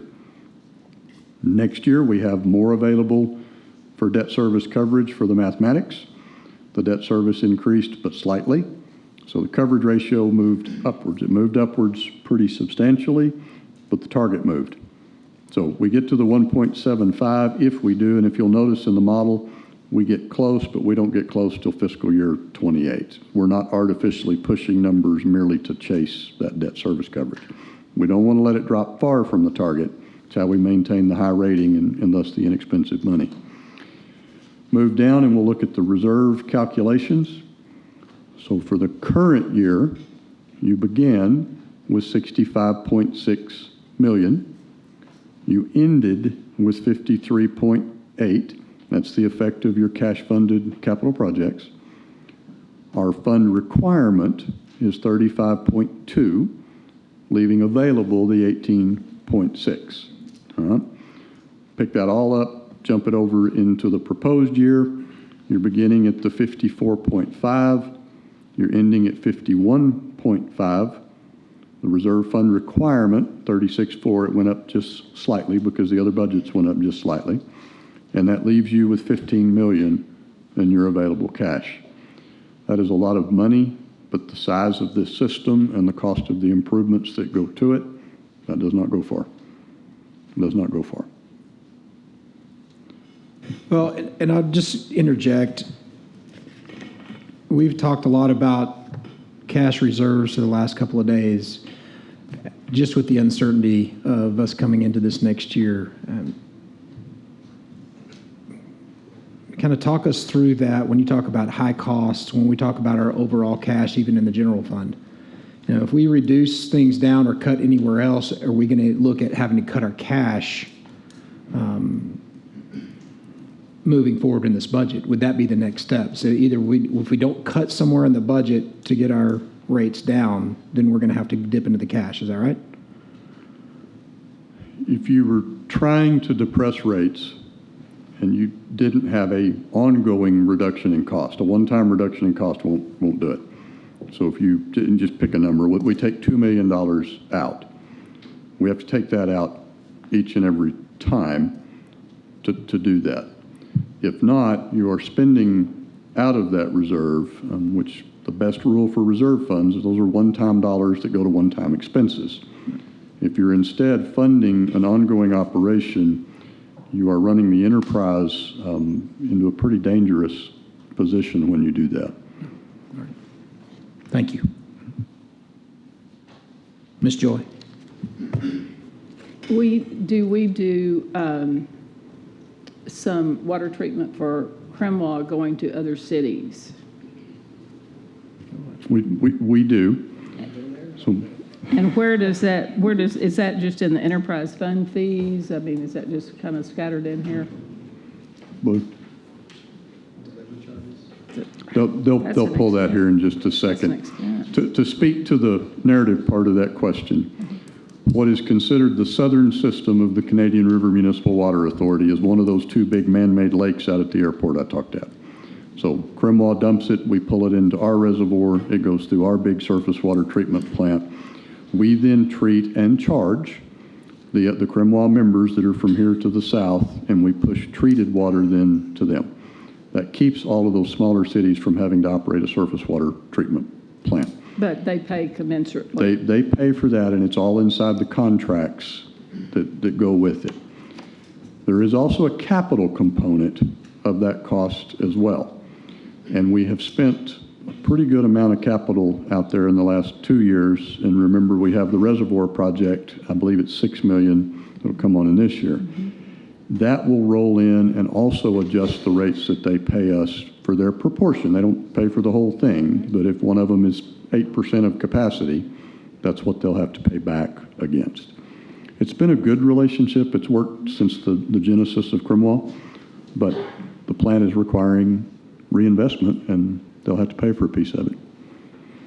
And this is also the fund that if we build that second line coming from Crimwa from Robertsfield, this is the account that we would have to be able to pay for our portion of that expense.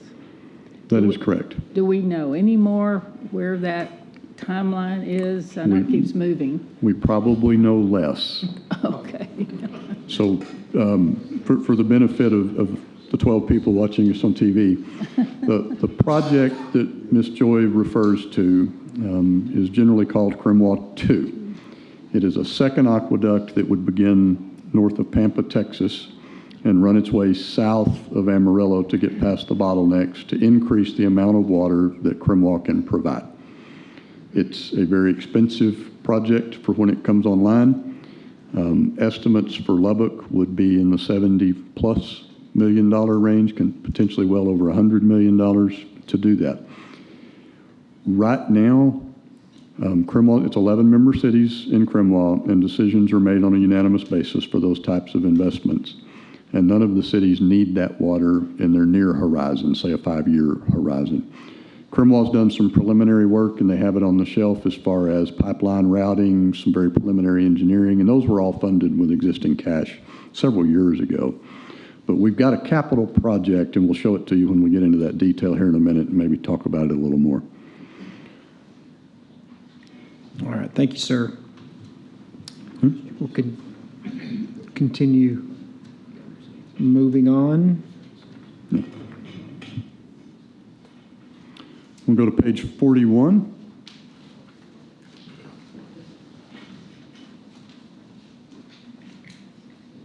Okay.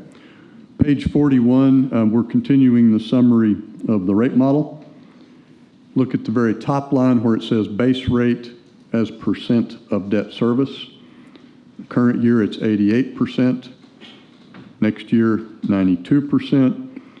If you'll draw your attention to the rates below, please note again, there are no changes proposed in those rates. Move down at the bottom, you've got your wastewater volumes and base rates. Just as above, you have the volume and the base rates for water. Main point, no changes in those rates. Jump over into capital. Councilmember, to go back to your question about where is the revenue for the sister cities we provide, it's in your revenue from metered services line item in the revenue summary.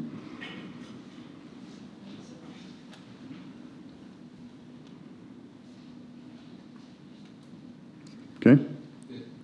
Page 42 begins the capital discussion. You see at the top the asset management program. We talked about that a bit yesterday. We need a little bit more cash as we continue the implementation of that. It is a cash-funded project. The next two that you see on here, locate and repair water valves, fire hydrant repair and replacement. That's ongoing care of the feeding of the system, and we need that each and every year. The pumping system improvements, phase 2. Next installation of that, $500,000, also to be done with cash. Move down to large valve project, and that is exactly what it sounds like. It's the major valves that run through the city. Ongoing process. Some of those are old, some of them are new, but they've all got to be kept up. $1 million in cash. Councilmember Joy, the next one, future water supply project. That was what we initially set out as a way to attempt to save a portion of cash that we would apply to a future CRMWA 2 project. As the implementation date of CRMWA 2 has continued to push out, and really, truly, there's just less certainty about when or if the 11 members would agree to put it online.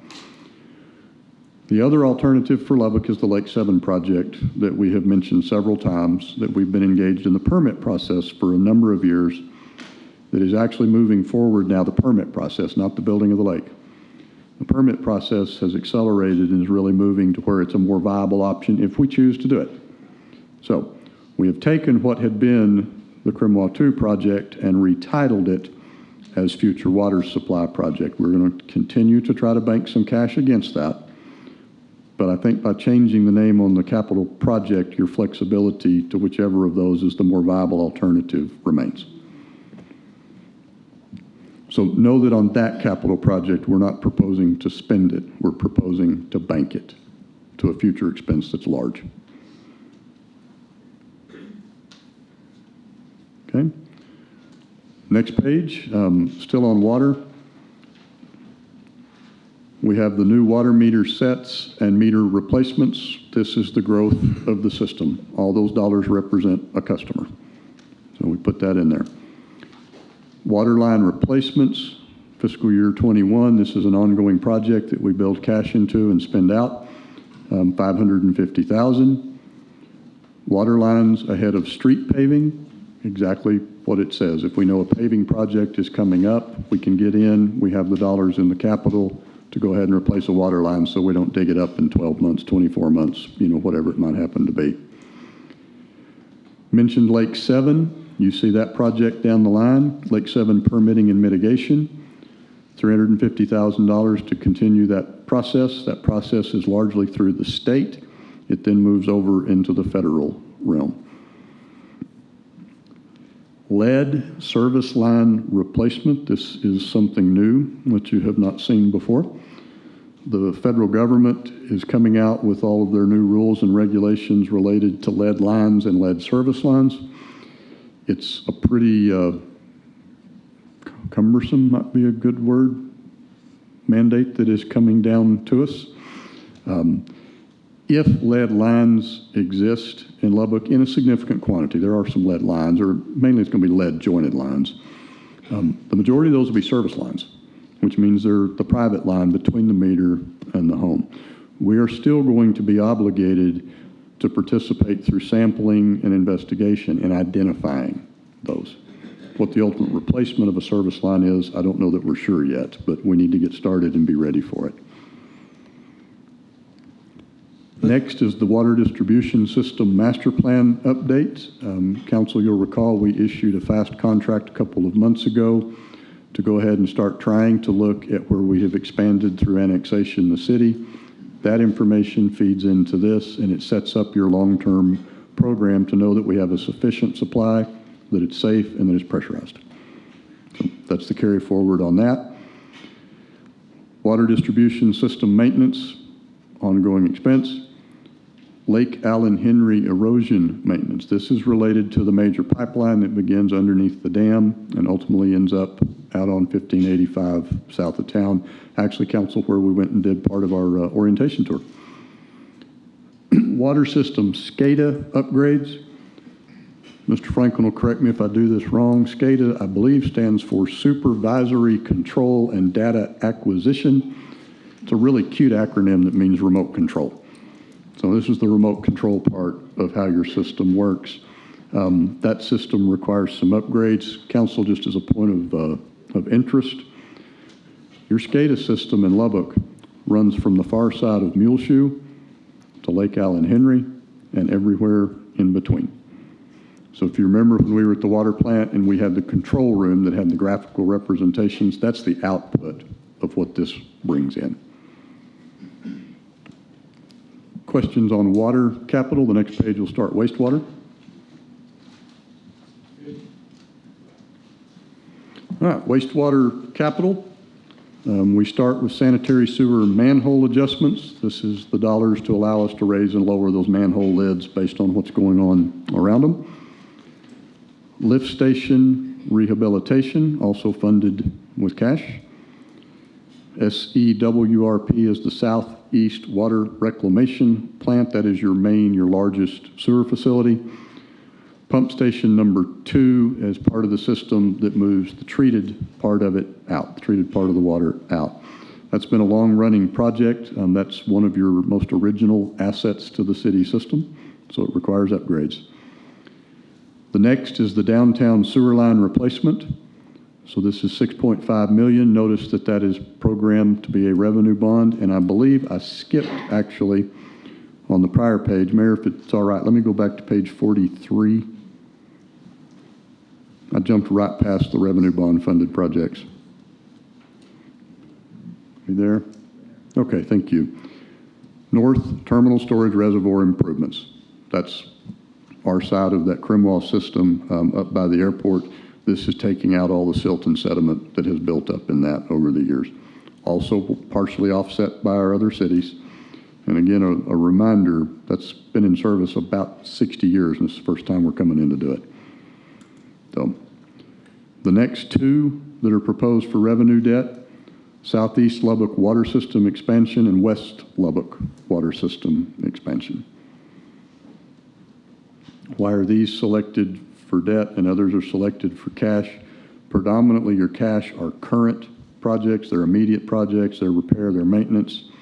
If you have a larger facility that has a generational lifespan or greater, if you fund it with a revenue debt, it's paid for by system revenue. We don't increase it. We're covered on that this year.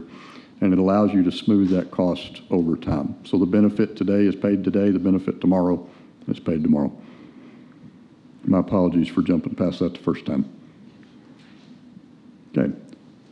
We're back to page 44. So we're back to wastewater. The downtown sewer line replacement. Prior funding was used to set up the engineering, the plans to get that ready. We're prepared to move that forward to construction in the new year. Next item, Southeast Water Reclamation Plant number 4, secondary clarifier. This is just one of the big systems that does part of the treatment. And then the next one, major sewer line condition assessment and repair. This is for your big, large lines that run through town carrying the sewage to one of the 2 plants, and how we go in and take a look at them with the camera systems and figure out what needs to be fixed.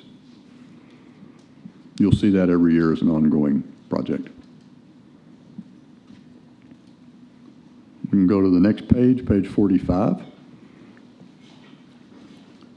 So these are all cash-funded projects. Manhole replacement on interceptors, the interceptors being your main big lines where the small, like your alley lines, dump into and it carries it out. Sewer line and sewer tap replacements, just part and parcel of the ongoing system. Northwest Loop 289 interceptor project phase 1. This is setting up the planning, the engineering, the study. There will be future capital to build it. As we do with water lines ahead of paving, we try to do sewer lines ahead of paving as well. There's some dollars there for that. Southwest Lubbock Sanitary Sewer Expansion, that is getting us set up for the next phase. That's the major collection that runs basically south of Loop 88 or 1585, although we've now pushed it to the north side to continue as we go to the west.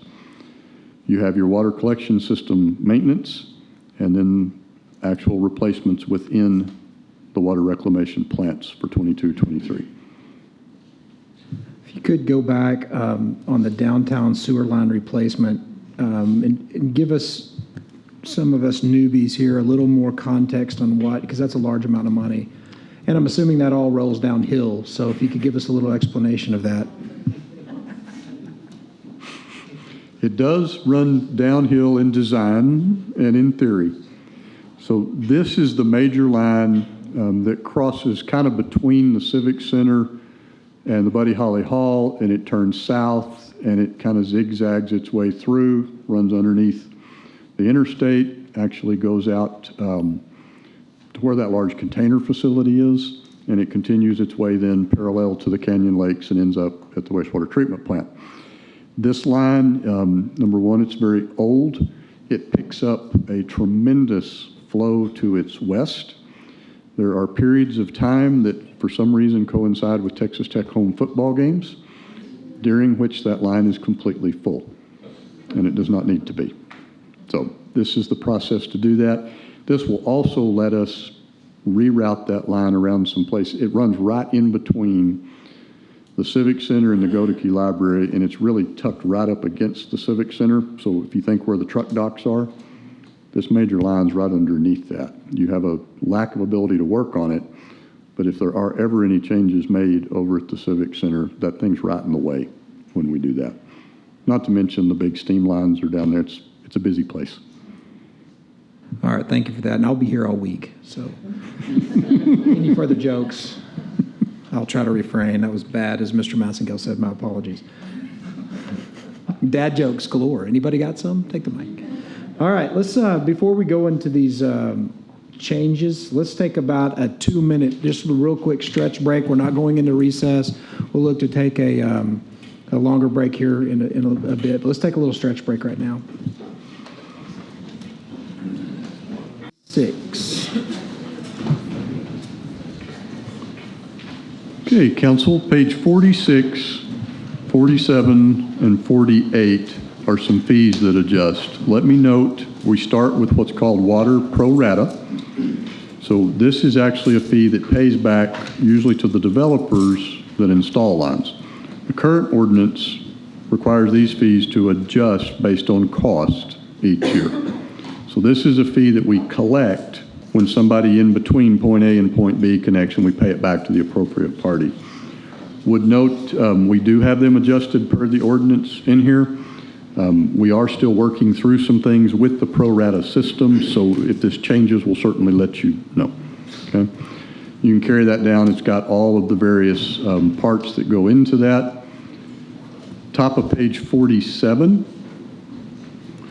we have the sewage disposal permit.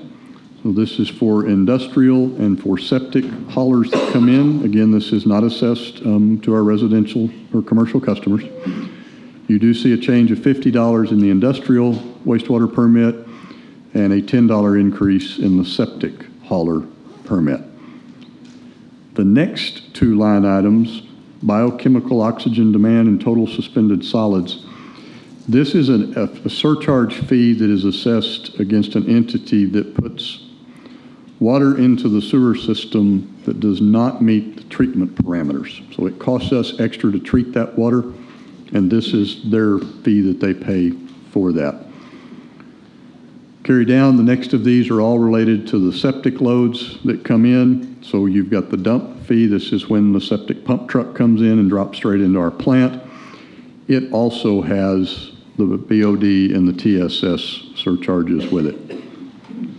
The next long list, we looked at water pro rata on the prior page. You have the same in wastewater. So the same adjustments per the ordinance, the same comments that this might change. That carries over all the way through page 48.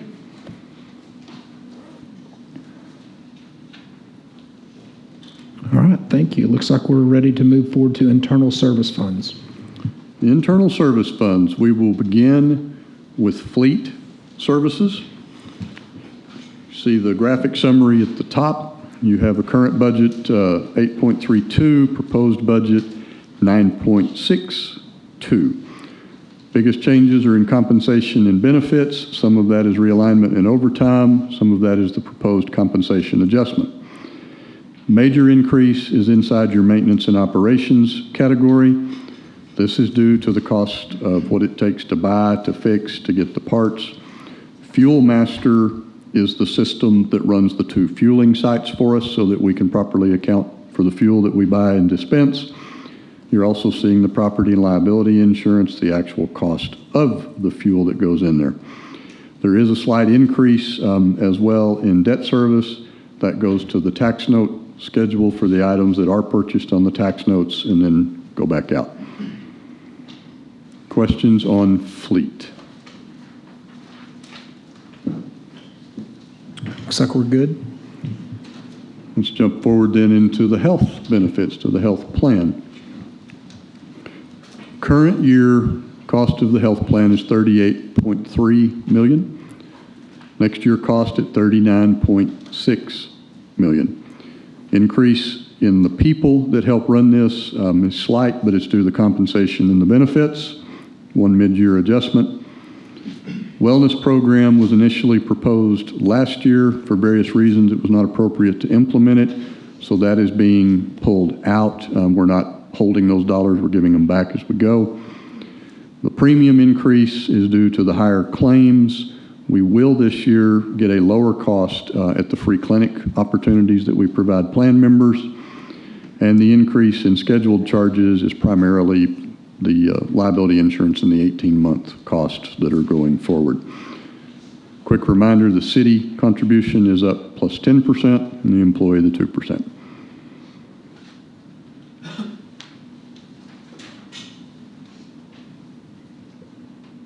Any questions?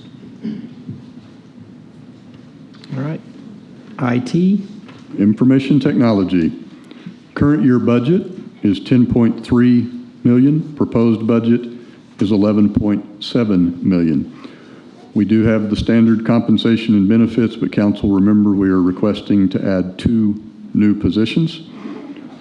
We do have the software maintenance budget that is continuing to increase. This year it's primarily the new software that's been purchased by various departments.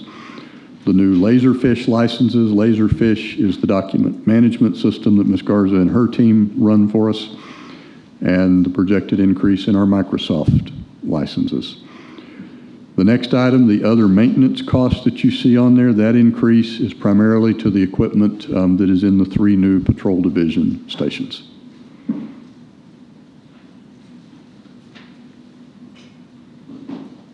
Any questions on information technology? Good. So the next item is GIS, Geographic Information System, and Data Services. This group at one point was a standalone group. It has been reorganized and put inside of the Information Technology Group. If y'all have not had a chance to look at our GIS viewers and some of the information we have online, this group does a tremendous job. They also manage your demographic and your statistical data, and of course that can also be displayed geographically. Current year budget of $952, proposed year budget $860. That decrease is largely due to being able to move it over inside of IT and how the personnel will be realigned therein.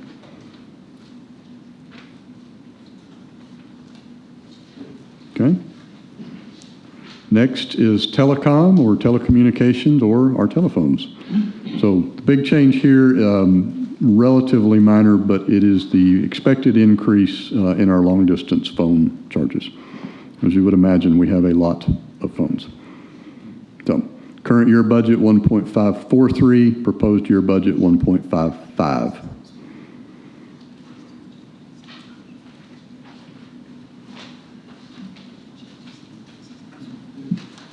Okay, we'll go to Radio Shop. Radio Shop is also overseen now by Information Technology. We are requesting to add 1 radio technician. I think I did mention it just very briefly yesterday. This provides all the services for all the radio equipment for our city services, but we also provide that same service. We do charge for it.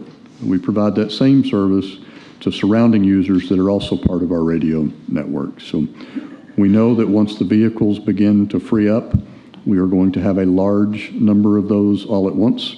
We've got to be able to keep what we have running and support the new. So other than that, we've got a slight increase for mowing and weed control, just keeping our radio towers looking the way that they should.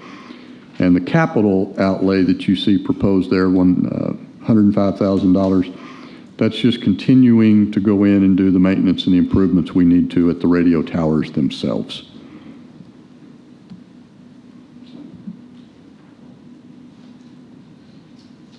Good. We'll go to the next being investment pool, just as we did yesterday. This is Blue's world, so we'll let him talk about it. All right, thank you for that, sir. All right, so overall, about 200,000 in a program for fiscal year 22, up to 269,000 for fiscal year 23. There we go. Coming back. All right. Okay. Really, all of that increase is going to be in your other maintenance and operations. In fiscal year 21, partially into 22, we entered into a new banking services contract with JP Morgan Chase. So in that first year, we didn't pay any bank fees. That was part of their promotional on this contract that we signed. It's a 3-year plus 2 1-year extensions. So fiscal year 23 is returning to the contractual fee schedule. That accounts for the increase in M&O.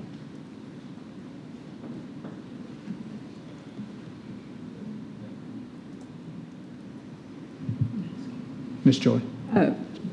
Mr. Koslich, how much are the bank or the fees? Are they a percentage of the total?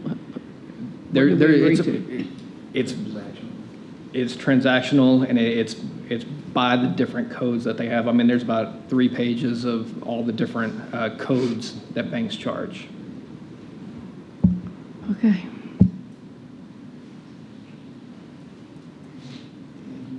Thank you, Mr. Koslich. Anyone have any other questions on that? All right, print shop. Okay, we'll jump into the print shop. Current year budget, 234. Proposed year budget, 217. This one's in thousands, so you do see a reduction here. There is an increase in compensation and benefits, what we've talked about before. The major portion of the decrease for maintenance and operations is that we've been able to reduce the number of our Xerox lease machines that we have throughout the operation. The change in the capital outlay is we had a one-time purchase of an item that we bought last year. We don't need to buy it again, therefore the dollars come out of the budget. All in, it's about a 7% decrease. That's a staff down there of 2, and it's amazing what all they can do. All right, Okay.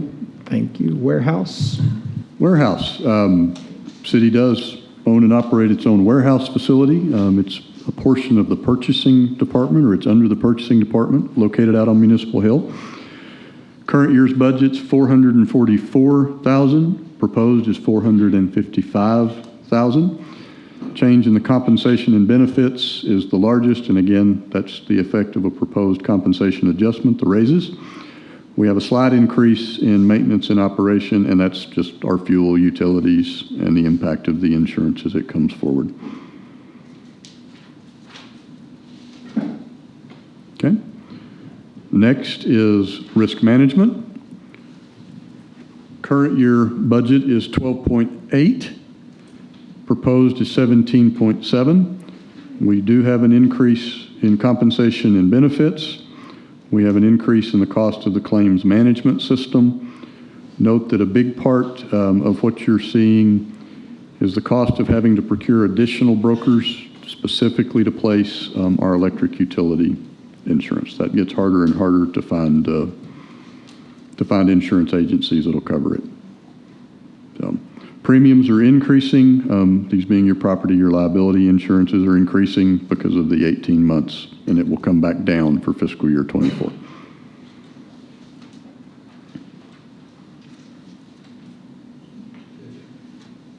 Okay.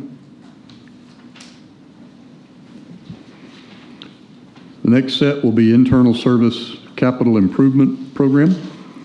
So we'll start with about the middle of the page, slightly below the middle of the page.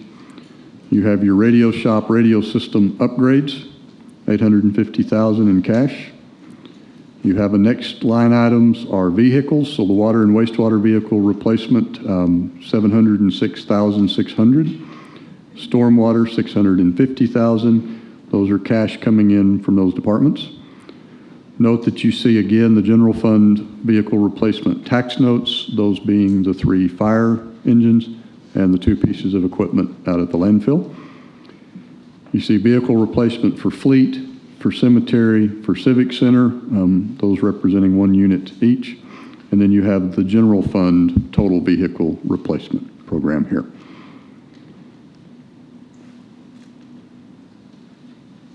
Any questions on the internal service capital? Okay, we're going to move now into the special revenue funds. We will start with your tax increment financing zone. The first of those is the Central Business District Tax Increment Financing Zone, sometimes called the CBD TIF or the Downtown TIF. Start at the top. Largely, this is funded through the tax increment that is collected. So this is taking the value of the improvements from the base year, applying the standard tax rate. It's not a different or an additional tax rate, but the revenue from that increment goes inside of this pool. The revenue from whatever the base rate was the year it started continues to flow to the city or to the county, et cetera, as it goes forward. Current year, the tax collections are at about 1.5. Projected to go to 1.4, so a slight decrease. It is not unusual due to tax protests and other things to see this one wave and wiggle. All in, total funding for the current year at 1.57 million, proposed at 1.497 million. Underneath that, we begin the expenditure budgets. So you have some administrative costs associated with salary and benefits of the staff that support these, office supplies, etc. This one carries board insurance. You will see that in all of them. We have our master development agreement, different professional services, moving down to the cost of the boards and commissions. Collection cost, that is the cost of collecting the increment that's paid to the Lubbock Central Appraisal District. This zone does have debt service, and you see the amount of that here. There is a reduction in not having a capital project that's cash funded that is today, that won't be tomorrow. They don't need it anymore. Current total expenditures this year, 1.44. Proposed for next year, 1.37. So revenue is down very slightly. Expenses are down by a slightly greater amount, thus leaving you with approximately $126,000 that will go into their reserve. If you look at the reserve, the current year's calculation starts at $515,000. You have a capital project fund adjustment, leaving you with $679,851. They do have a restriction for their debt service coverage in the amount of $281. Their available cash being $398,800 at the end of the year. Proposed for next year, ending the year at $500. If you would, look though one more year out in the model for fiscal year 24. You see that that year does have some program deficit spending within that. That would be made up through that reserve fund, which pulls it down. What then happens the following year, it still stays above its policy number, but what happens the following year is you see that begin immediately to recover and actually generate cash that they can use for projects. So that one's just a note for what you would see in the future. And the cause of that, if you look under the capital projects, cash funded, you see the $700,000 project.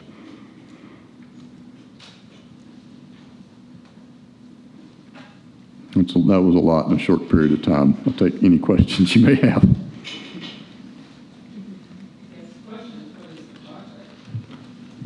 I believe they are programming that expense in the future if there is to be a possibility of doing a Civic Center hotel or a Convention Center hotel.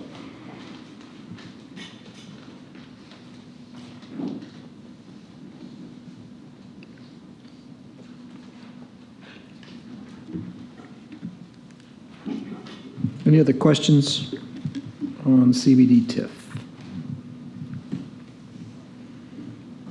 All right, looks like we're moving to the Lubbock Business Park TIF. Okay, Lubbock Business Park, that is the location just north on I-27 on the east side of the road across from Lubbock Country Club. This one is a outfit that is really starting to grow and expand. So we've seen the two speculative buildings be built recently, the Amazon warehouse, the beauty supply warehouse that has gone in. There's a lot of interest out there right now. Walk you through this one. Current year, their total funding sources are $643,000. The proposed year, next year, jumps up to $1 million. What you are seeing is the impact of several of those projects that I just named rolling fully onto the tax rolls as they come in. Expenditures in the current year are $23,000. This one, at that time, there was little to do. You see that jumping up to $1.22 million. That is $1.2 million to be committed in cash to support the continued, it's really the finish of the utilities and the roadways that go in out there. So collected there, spent there. You look at your reserves for this one underneath. Those reserves are only built in the years that the revenue is greater than the expense. Current year is adding about $620,000 to the reserve, leaving them at 1.4. The proposed year, next year, you see that it's coming under, so about $190,000 coming in over there, and you see how it carries out across the future.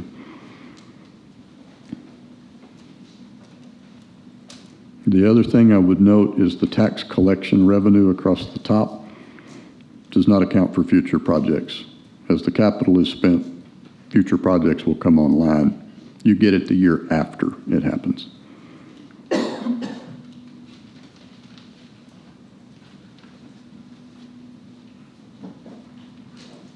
Any questions on the business park TIF?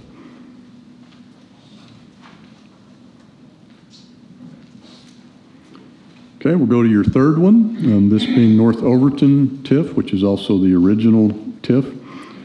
This is the, that really incredible, largely private project that has totally transformed that area over there. If you look at the top, you see that it has very significant revenue that comes from its tax increment. Current year 4.7, proposed year 5 million. Carry it down to total, 5.2 total funding in the current year, nearly 5.7 in our proposed year. Move down to the expenditures. There is debt service associated with this TIF zone. See, it's basically level debt. The real difference between the 2 years' budget is that transfer to capital improvement program. Current year, that was budgeted at $1 million. That's cash. Next year, it's budgeted at 3.5. That is their effort to continue and to finish those few remaining streets inside the zone that have not been rebuilt. So that's where it's going. Leads you to a total expense in the new year of 6.6 versus revenue of 5.7. So roughly $900,000 deficit coming out of their fund balance. Their fund balance remains strong. Projected to end the current year at 6.5, end the proposed year at 5.7. And as you walk it across to the right, you can see how that moves. Note that as you get out towards fiscal year 28, that is a very significant balance that begins to be accumulated.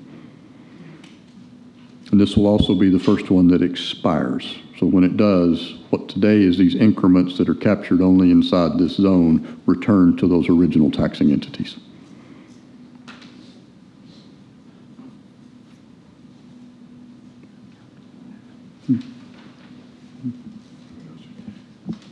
Okay, your next sheet, this is the capital program that backs up the $3.5 million. The first is $1 million for their general public improvements and $2.5 million to go to the street upgrade and replacement program, done with their cash.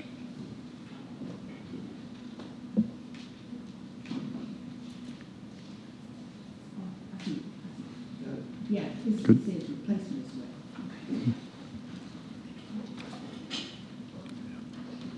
Next. Okay, let's start on the community development. Page 68 is your series of budgets. We have your prior years starting at fiscal year 19. Those first three, of course, are actuals. They're closed budgets. Current year FY22 and then the budget for 23. Total funding sources coming in, and community development's not really a single budget, so there's lots of parts that go to it, and we'll work on those. Current budget is $2.3 million, and the proposed budget is 2.4 in dollars coming in. Entitlement, that is your community development grant, one of your community developments. Program income are dollars that return from prior projects that carry an income stream. Notice that for FY20 and FY21, you see the impact of the COVID-19 funding. That again was completely separate from the CARES dollars or the ARPA dollars or the CRF dollars. The federal government put tremendous money through community development in several different programs that really kind of caused those budgets to jump, but it also caused the benefits to jump. Move down to department level expenditures. This is the operations of the department. This is our people that are working on this. You've got department level expenditures in the current year, $467,000, going to $474 for the proposed year. Coming down to expenditures at the fund level, you see the public service picking back up at $300,000. We did not do that in the prior 2 years because of what was going on with the COVID money. You've got non-public service. These are supported projects throughout your community. 1.9 in the current year, 1.6 in the new year. You see the prior 2 years where the COVID dollars were spent. That particular set of those dollars is not here, so it's not spent here. Bottom line, prior year 2.37 expense, 2.4 in the new year. We'll go to the next page if you would like and kind of continue through it. The two series at the top are specifically the Home Investment Partnership Program. We refer to it as the HOME grant. Currently, our entitlement revenue this year is just a hair under $1 million. Next year goes up to about 1.1 million. Program income remains static. So you do have a slight increase in the funding sources that are available. What do those dollars do? They go down primarily to affordable housing development, 1.4 in the current year, 1.4 in the new year. We have the administrative cost only related to this grant program. It's currently at $95,000. It's up to $150,000 in the next year. Those are formula numbers that are capped. So if you go all the way back to fiscal year 19 on the left, you see where we're statistically pretty close to that. The next refers to the Emergency Solutions Grant, or the ESG program. We do get a small entitlement grant that comes through on this, $180,000 right now, $186,000 next year. Note that you don't see the two prior COVID fundings. Those were in and sent back out. They don't carry over. That's why the numbers have dropped, but if you go all the way back to 19, they're about the same as it was before that influence came in. What do these dollars do? They go to homeless housing and services, so that will go up just very slightly. We also have the cap administration rate that's in there that covers part of the personnel cost. Any questions on home or on emergency solutions? There's more pages coming. Mr. Atkinson, back to the public service component on page 68. So because of the increase in non-public service, that was, I guess, just stopped for 2 years. Is that a requirement, that $300,000? It looks like that's been pretty stable, at least back to 2018. Can you give a little more context on that specific $300,000 cost? Sure, I do believe that is required, and I'd like to ask Mr. Howerton to come up, Mayor, if that's all right. Good afternoon. We've got I believe it's a 15% maximum on the public service. It is not required to fund those projects. We chose to not fund those projects so we could work on the housing and the homeless issues that we had going because of the COVID pandemic. And so I guess just in this component, when we look forward, or look towards the continuing care and things that have been discussed in prior councils that we're going to be looking at addressing in the fall, is this another some of the funds that we commit to some of these yes, programs? Sir. Yes, sir. And it's important to look at where these dollars are spent and how much we're using to fund those. So we are committing large amounts of dollars to address this issue here locally. Yes, sir, we are. All right. Thank you.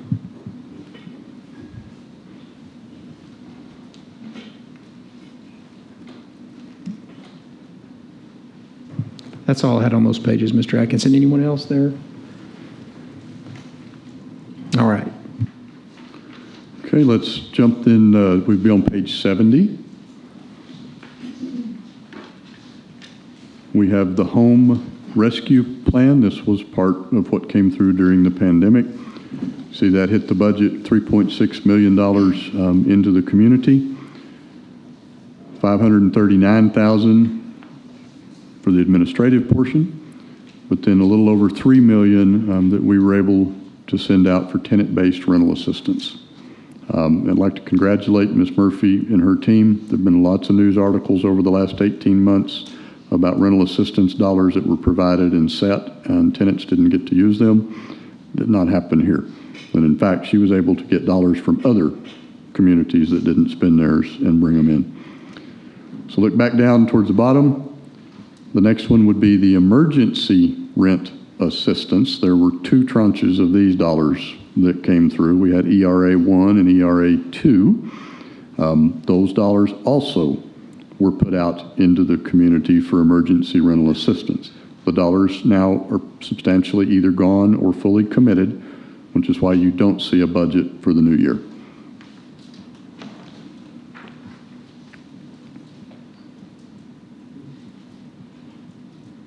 Okay. Page 71, these are dollars that channel through the state of Texas, through the Texas Department of Housing and Community Affairs. You have the CSBG Community Services Block Grant. You see the prior years with the CARES, some of the discretionary funds that came in. Net sum to these is these dollars were received, committed. They primarily, through that middle piece, support operations for the department. And at the bottom, you can see the programs that it supports. So these dollars are out. They've been put to use. We don't have these dollars going forward yet for the new year.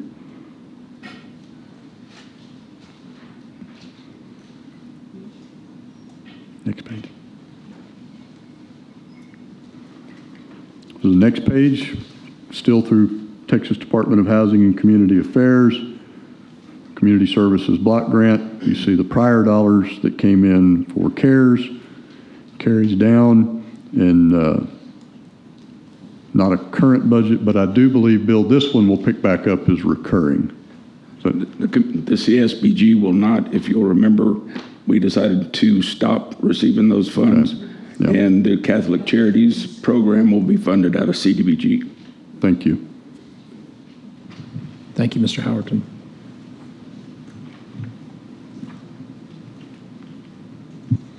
Okay.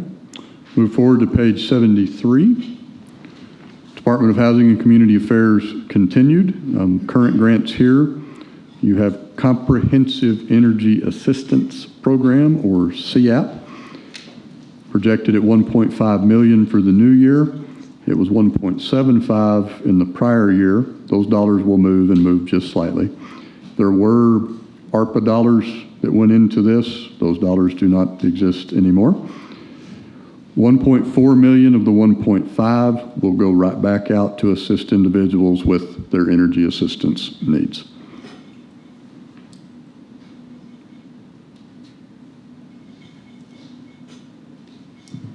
Go to the next page.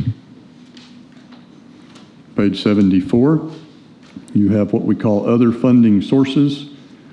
You see that budgeted at $536,000 in the new year. Those are carryovers from prior years that we can bring forward and use here.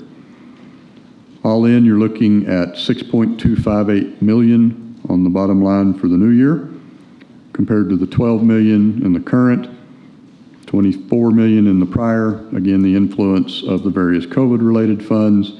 Your best comparative is to go back to fiscal year 19 at 5.9.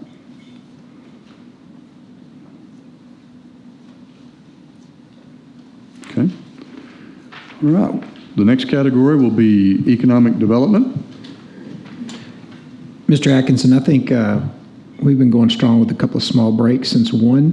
Why don't we take about a 15-minute break at this point, and then we'll start economic development. So we'll be in recess until 3:55. All right, it is 3:55. We've been in recess. We will now reconvene, starting with economic development. Mr. Atkinson?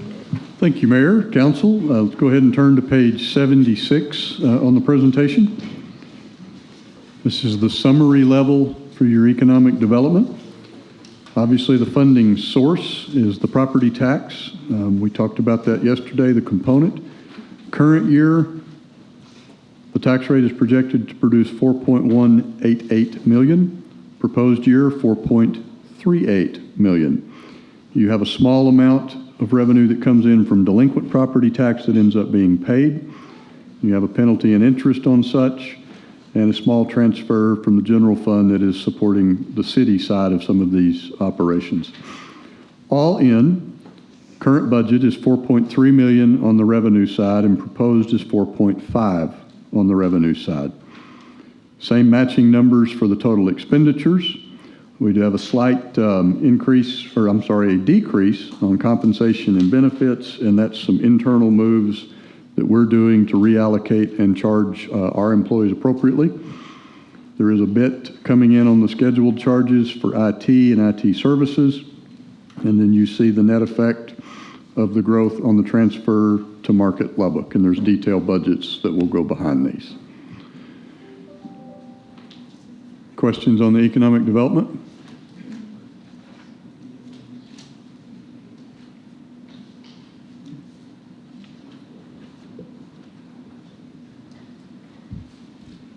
All right, looks like we're good to go to the next slide. Okay, next slide is the Gateway Streets Program. Page 78 has your numbers on it. Again, Gateway is funded by a portion of the franchise fees that are collected into the general fund.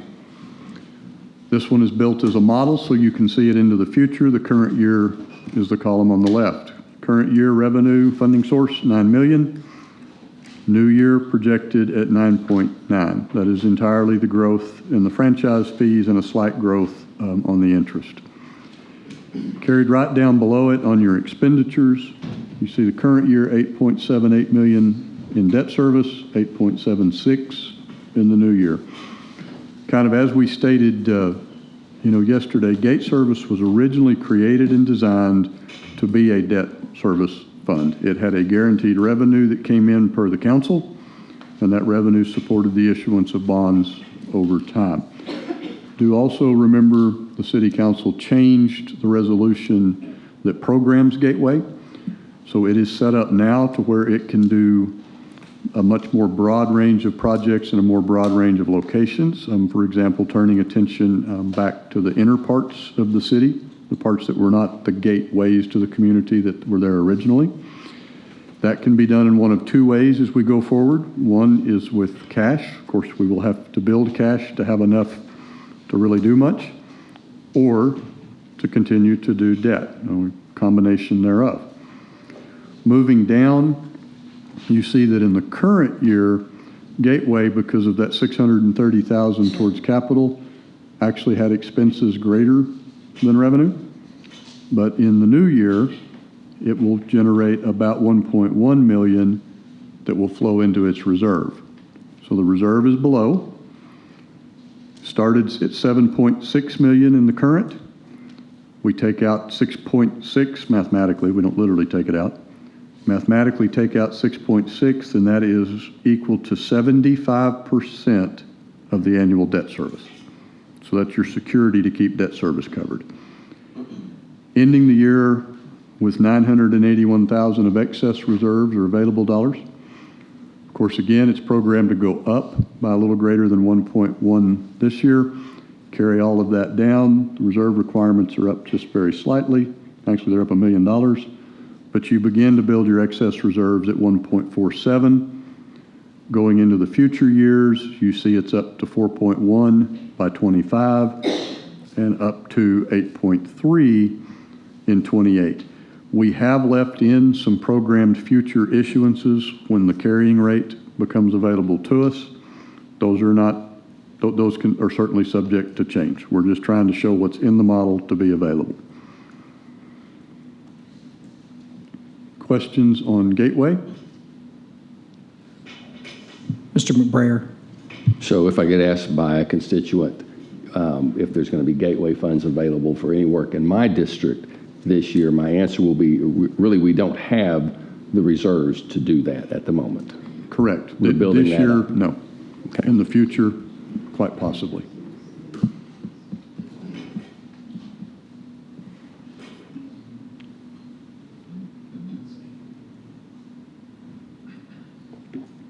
Ms. Patterson-Harris?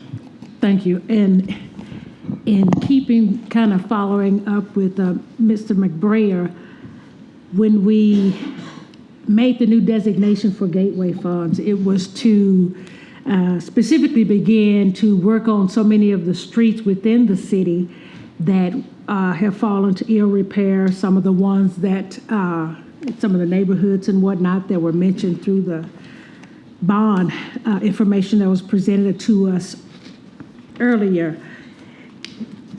In looking at the flow of the funds, the excess reserves, and to take that and even look at doing the issuance of debt, when realistically could we begin even making that a plan to begin working to take care of some of the inside of the city issues with regard to streets? Fiscal year 25. The way the model's set up today.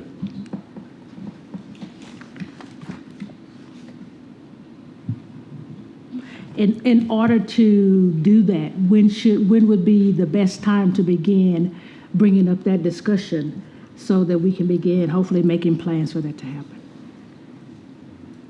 Likely next year, late in the year. All right, thank you. Well, I think that's something we can add to our discussion of priorities as we move into the fall. And maybe that's something we just need to make a middle note to add. And a lot of that's going to be, well, I guess we can bring that up in the fall. No say it, so everybody can be a witness. I don't even remember what I was going to say, actually. I just think that the point is, and maybe a distinction that wasn't made earlier in the day, is all those streets and what this typically goes to is maintenance. Would that be an accurate statement? We're not talking about complete reconstruction. But when she's talking about the streets and roads you're referring to as maintenance, no? I think, if I may, ma'am, I believe council member is likely referring to probably collector level streets in some of the older parts of town that have gotten to the point that maintenance is wasted money on them. They need to be milled out and relayed. Is that on the back end of that $360 million we put before the committee earlier? I believe that there are more inside there. Again, we'll have that sent out to everybody quick as we can, but yes. Now, just point on the discussion. Gateway originally was written for new or expansion of service, and I believe those were the actual two qualifiers that were used. The banner project was Milwaukee. The dollars went into some of the improvements on Marcia Sharp, the flyover connector. That wasn't funded otherwise and was funded through Gateway. And it's been used in other areas like that historically. The change to the resolution, and I've made a note to provide to everybody the new resolution, all of which is subject to the council. If you wish to change it going forward, you can. The changes that were made last September, going from memory, number one, they took away what was really that predominant focus on working on the perimeter of the community. Does not make it ineligible, just made it to where it was more flexible to work on the interior of the community, the part that's already built out, but that may have collector roads that really need to have a replacement put in. If you look at the existing streets in town, think of 34th, think of 50th, between the interstate and the loop, their capacity is there. Are there substantive improvements that could be made, though, to flow and things like that? Those items would be eligible under the revised resolution. Just no significant funds till 25. Ms. Joy?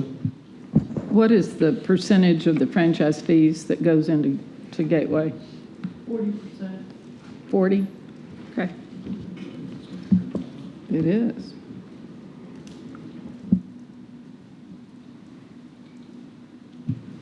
Anything else?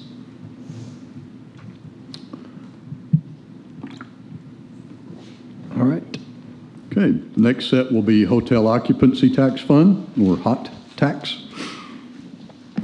This is some good news here. We alluded to it earlier. Current year revenue budget is $6.8 million. The projected revenue budget for next year is 8.7. And again, this is that line item tax that is collected at the hotels.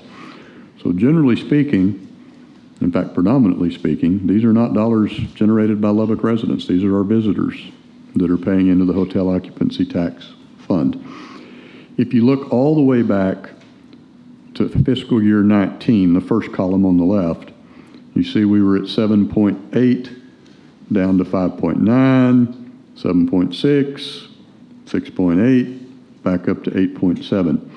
We are seeing a very strong recovery in the hotels. The what they call average daily rate, or ADR, is moving up well. The revenue per available room is moving back up well. This industry is coming back and coming back well. We've had some weekends already this year to where all of your hotel rooms in Lubbock were sold out. We're not doing that each and every weekend, and we'd like to, but we have done it. So that's very much improvement. The hotel occupancy tax funds have some statutory categories in which they can be spent, and the division of the funds within those categories is up to the city council. So that will take us down to the bottom, which are the expenditures. You can see first line item is for Civic Center operations and marketing, moving from 1.9 to nearly 2.6. The Convention and Tourism Bureau, Visit Lubbock, moves over at 2.88 today, 3.7 tomorrow. Council, at your last meeting, you approved grant awards from Civic Lubbock, Inc. You see here the revenue that supports that program. There's an oddity there because you see FY20 was blank.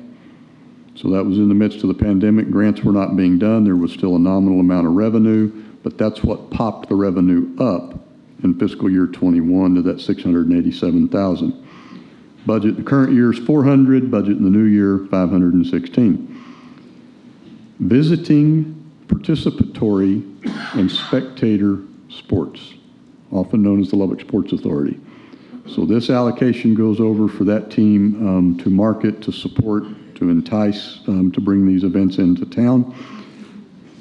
Current year 939, proposed year 1.2. So you see that that's actually pushed up also very well. Transfer to TIF. So this is to the North Overton Tax Increment Financing Zone. And this is the support against the debt that constructed the conference center side of the North Overton Hotel. You see that one. You also see that number doesn't move just a whole lot. The Buddy and Maria Elena Holly Plaza debt, of course, that's over here next to the Buddy Holly Museum, a city operation. That was paying off the purchase of that land over there. The next item is the transfer to CIP for the Civic Center. This is kind of another allocation that goes to support capital at the Civic Center. We've worked really hard for your Civic Center to operate with little to no general fund dollars having to come in to support it. This is how that's done. Slight increase in that for the year. Pie chart on the right just shows you the breakdown of where those dollars are going. Any questions on hotel occupancy tax?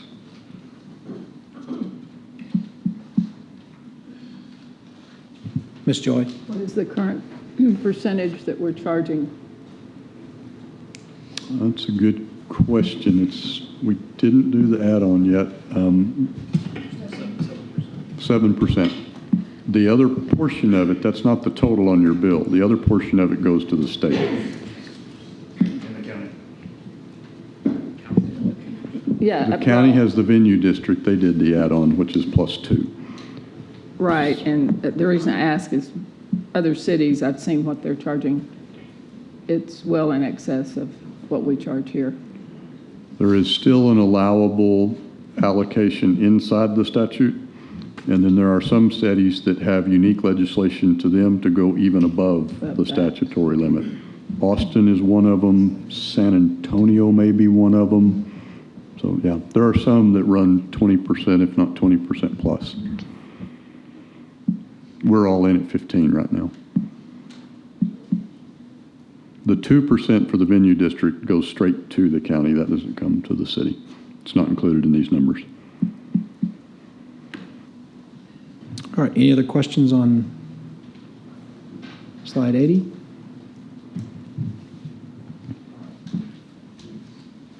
Okay. We'll start into the uniquely titled non-major special revenue funds, and only in government do we say only. Okay, page 82. You see here your line item summary of these various different funds. And you start at the top, and you've got the Abandoned Vehicle Fund. This is collected through the Lubbock Police Department. It's eligible uses or described projects for them. You'll see one coming up soon. That continues to move back up, so we're at $1 million in the current year, estimated at 1.6 in the future year, so a substantial increase. You have the Animal Assistance Fund. You have the Bell Farms Public Improvement District. Let me stop just a minute. If you jump farther down the page, there's a whole long list of public improvement districts. Council, you will actually be reviewing each of those budgets separately as separate action items as we go through the budget adoption process.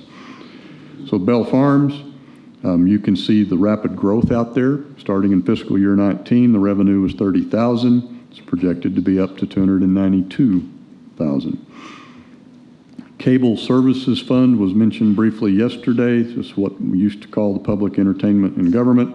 Again, that is largely your technology, audiovisual, and broadcast capability that comes out of this facility. Criminal Investigation Fund with a program decrease or an estimated decrease. Department of Justice Asset Sharing, that's the cooperative with the federal government. It is pretty random as to what comes through that. Economic Development, which we looked at a little bit earlier. The various grant funds, we looked at those. You have Municipal Court, North and East Lubbock N&I, North and East Lubbock Neighborhood and Infrastructure Fund. Internally, we call that the NELIF program. That is taking the oil and gas royalty revenue that was pledged to the city many years ago. Those dollars come in. Ms. Murphy operates a grant program targeted at keeping homeowners in their homes, and she especially targets those people that for whatever reason can't qualify for the community development money. Since it's local money, we can have our own rules for it. Now we get into North Overton Public Improvement. North Point. Northwest Passage is your newest. It will have just a small amount coming online. It will grow over time. Quincy Park. I'll skip truancy prevention for just a minute. Finish with Upland Crossing, Valencia Public Improvement, Vintage Township, and Willow Bend, which is also a new one. The truancy prevention and diversion line is expected to have an increase in its revenue. The expenses on the next page, if you carry forward, largely those will be identical matches to what is in the revenue summary.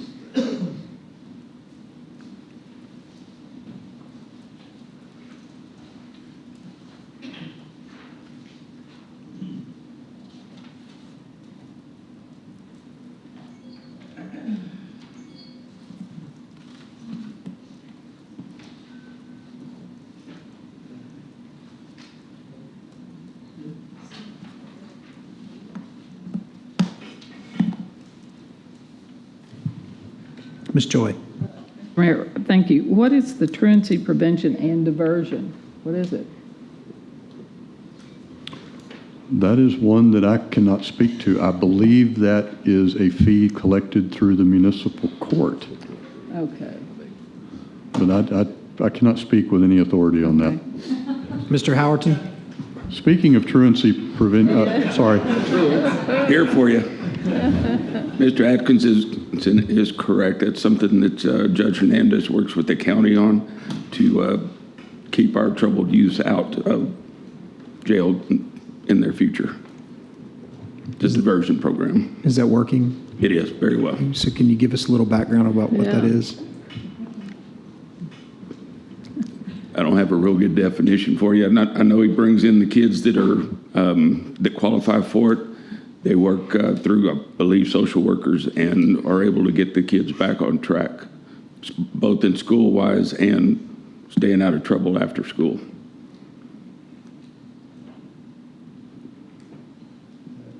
Ms. Patterson-Harris? That is actually also, they filled a position with the county where she actually case manages those students who end up with citations and whatnot at the municipal court through programming. The staff worker is actually a probation officer out at the youth center, but she manages those caseloads.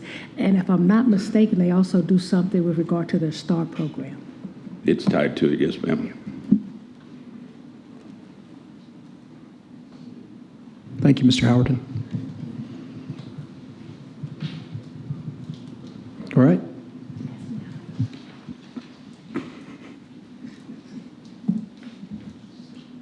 I think we're ready for the next slide. Mr. Atkinson? Thank you, Mayor. We are now going to jump into part 3, which is the final set of your presentations to start this year's budget workshop. If you'll go ahead and move over to page 86, we will list the component units from whom you will hear in a moment. This series starts with the Lubbock Economic Development Alliance, or LEDA. Of course, that is the sales tax funded operation. You have Market Lubbock, Inc. That is the portion that has the property tax transfer. Visit Lubbock, Lubbock Sports. We discussed just very briefly, they receive hot tax allocations, and then, of course, Civic Lubbock, Inc. Mr. Mayor, I believe Mr. Osborne is here representing LEDA, Market Lubbock, Visit Lubbock, and Lubbock Sports Authority, if you'd like to call him. Mr. Osborne? Thank you, Mr. Mayor and Council. Thanks for allowing us to be here to present our budgets. Yes, thank you. On the LEDA side, we are given a number from you all as it relates to, from city staff, as it relates to our sales tax projections that are scheduled to come to us. And then once we get into Market Lubbock, it'll be the same, and same with Visit Lubbock on each of those different taxes. And so we begin with that area. We have a number of different fund sources, of which one of those is Market Lubbock. Historically, back in the day, we used to transfer up to $3 million from the Market Lubbock into LEDA. Right now, we only have that at $1 million. We did that in the current budget year, and we are hopeful to continue to do that for the next 4 years, including this upcoming budget year. And that's primarily to help us with our cash fund, our Leprino project, as much as possible. Related to our utilization of non-cash assets, we actually have a project that's not yet announced that we believe will take place in this upcoming budget year. We have some land that we will be granting to them, and that's that line item that comes there. From a personnel cost side of things, our compensation and employee benefits are scheduled to go up. We've got a compensation increase there at 4.4% and a 1% increase in employee benefits. From our maintenance and operations, they're up slightly due just because of the increased costs these days. Our other categories are basically flat or down, but we're still utilizing $8.5 million worth of our net assets. And so we know that there's a lot of projects that we've got to accomplish with this upcoming budget. One thing I failed to mention is that while our incentives are down just a little bit compared to last year, we do anticipate those are going to go up as soon as Leprino Foods comes online. So they are, where they stand in their process is that they're doing dirt work right now. You'll start to see structure at the beginning of January of this upcoming year, most likely. And so then as they become more and more operational, there's milestones that they have to hit in order for payments to be made to them. And so we anticipate in the future budget years that you'll see that incentive line item go up fairly significantly. I'm happy to address any questions that you might have on the LEDA budget. So go back and address, Mr. Osborne, you said that traditionally there had been $1 million taken every year from Market Lubbock that was moved over into Lida? Actually, historically, it was $3 million. Yeah, go back to the years on that when that was done. Yeah, so I believe this is before both Jen and I's time. We started in 2004, right? So starting in 2004, when Lida was created in 2003 as a result of the sales tax election that took place, and beginning in 2004, all the way up until probably about 2012 or 13, I believe, we transferred approximately $3 million. And I have to look at my dates just to make sure, but it's approximately that period. We would transfer $3 million from Market Lubbock to Lida. The intent of Market Lubbock was actually established in 1995. Lida was formed afterwards, and the thought process back then was that having the combination of those two would equal about a 1/4 cent sales tax. So had we passed the sales tax instead of at an eighth, like what we did, if we'd passed it at a 1/4 and done away with Market Lubbock, it'd have been equal to about those many dollars. The leaders at that time elected not to, and they elected to do a bigger property tax reduction as a part of that remaining cents that was available. And so that's why we have the 3/8 cents buy down on the property taxes, and then the 1/8 of 1% going to Lida for the sales tax purpose. In roughly 2014, I think it was, we began to reduce down the amount of money transferred over from Market Lubbock to Lida. And at one point, we didn't transfer any money for a number of years from Market Lubbock to Lida. And a lot of that was because we didn't have any major projects that needed significant infrastructure, and we built up enough reserves to be able to cash fund most of our projects. That enabled us to help out with Borough Huffman when we helped fund that project to do the renovations and to make that a much better utilized park, in hopes of making that a much better utilized park. And then as we began to get close to winning Loprino and we started to look at our future cash flows, we felt like it was necessary to begin the transfer of dollars again, but only to the tune of $1 million. And so we did that for this current year and then budget year, and then we've got that in the plans to be for each of the next 4 years to help with the cash flow in Lida. So I'm just asking questions because, and again, I don't understand all this works being my first year doing this, but if you have a budget for Market Lubbock and then you have a budget for Lida, but you're taking money that could otherwise be used for Market Lubbock and moving it into the Lida bank account, so to speak, correct? Yes, correct. And then once the money goes into the Economic Development bank account, then there's no more money that can be used for Market Lubbock, correct? That money can no longer be used if we have a Burl Huffman project or something that would benefit the citizens of Lubbock, correct? In that capacity of what you're saying, yes. So once it goes from Market Lubbock to Lida, it can't be transferred back from Lida to Market Lubbock because of the restrictions that the state has on the sales tax the uses of the funds from a sales tax perspective. And so sales tax is up this year. I mean, that was a benefit, correct? Correct. And that was a great bit. If you're taking an eighth from economic development standpoint, then that was quite a substantial amount. It is. Our competition is at 1/2, so we're significantly less than where they are. Many of the major cities that we compete against are somewhere between $17 to $22 million just for the type A corporation that would be similar to what Lida is. Lida is roughly, I think, $8 million, just slightly over $8 million. Mm-hmm. With Market Lubbock funds, if you were to combine every one of those dollars, we'd be at 12. We are at the moment not combining all of those. We're only having $1 million put towards that. So the thought back when Lida was passed and they kept Market Lubbock around was primarily centered around the fact that we needed funds for economic development and that this would get us to roughly 1/4. We're at 1/8, but the funds at that time would be worth about 1/4's worth of sales tax at that time. And so they meant it for job creation, they meant it for investments, they meant it for things that were going to produce revenues for the community, for the city of Lubbock, with job producing investments. So is it your position that we should modify how we fund Market Lubbock? I mean, if we're going to fund Market Lubbock with a certain amount in budget, but then that's going to be taken over to LEDA, then why would we want to put $1 million more into the Market Lubbock for the next, as you said, 3 years, if it's just going to be taken by LEDA?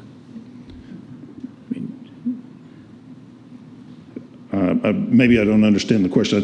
I think because of the type of projects that we're working on, from an economic development perspective, bringing those job-producing investments, bringing those investments to our tax rolls, we want to see those things happen so that it produces more revenues for us as a community. But that's the economic development side. So are you telling me that Market Lubbock and LEDA have the exact same mission? They originally had the same purpose. Market Lubbock was formed in 1995 to go after companies to get them to locate here, to expand here, to grow here. Okay. So they had the same purpose. Now, of late, the council wanted us to do more quality of life related projects with some of our downtown projects. There are some projects that don't qualify under LEDA, and a perfect example of that is the Department of Public Safety. We couldn't have done that project where we moved them out of downtown to the business park because that's a state agency, and by state law, I can't use the sales tax funds to do a project with the state. I can't do any of our projects with Texas Tech because it's a state agency. And so our innovation projects are done through Market Lubbock. I'm not allowed to do retail-related development projects, so all of our efforts for downtown are done through Market Lubbock. But they're still meant to be for job-producing capital investments to help improve the business opportunities that are here.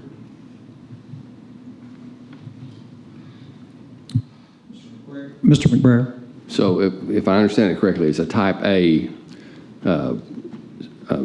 Correct. LEDA is type A.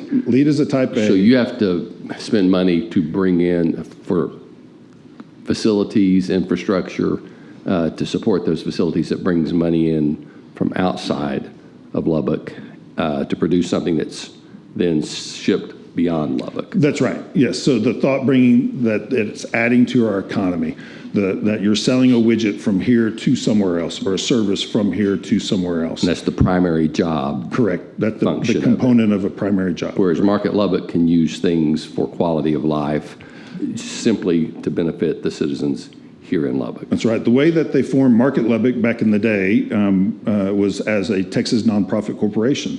So it actually doesn't have the same rules and regulations as a Type A or even a Type B corporation. It's just a Texas nonprofit corporation. It gives us flexibility of things so that we can do the projects such as DPS or, for that matter, Borough Huffman. But but it's meant to kind of be all worked together. That's why we have the same boards in both entities. It's general economic development, but you have a statutory limitation on how you can use that money. For LEDA, correct. For LEDA. Yes. Right. Okay. Dr. Wilson? Yeah, Mr. Osborne, can you go down into your expenses with your capital outlay and your incentive payments and your special projects? Can you talk about any of the projects that the $16 million is going to fund currently? Or for this next budget year? Not currently.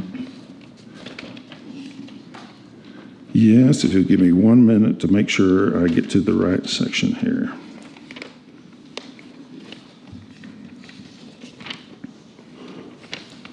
So on the capital outlay, we've got two major infrastructure projects that we're working on for Leprino. One is to build the effluent pipeline that's going to take the wastewater after they clean it and then put it over to Lake 6 as part of our efforts to make sure that we reuse that water in a good way.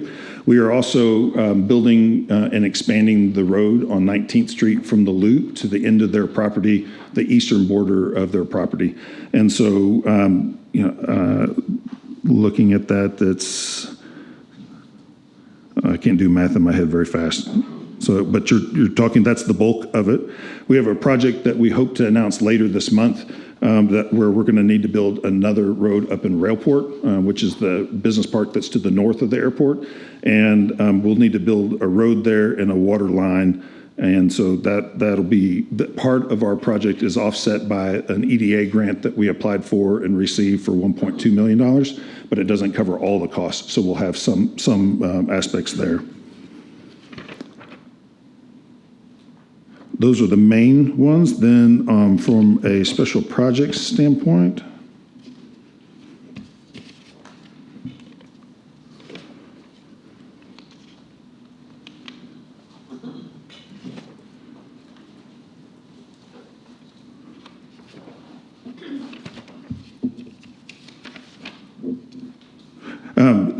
this is where we have a South Plains College has taken the old City Hall and has been renovating it. I actually had a conversation with Dr. Satterwhite just last week where they do expect to be open this fall. As part of that process, that then triggers a $500,000 payment to them to help out with the operations that we agreed to do as part of that negotiation that took place. And then we also have some training funds that we've got in there for some of our companies as it relates to some of their projects as well. So and that's the bulk of those funds. There's a little bit other for our Lubbock Economic Development Forecast that we have. We have one event a year. Chamber has one a day. We have one a year, and that helps. That's where we put that. And then.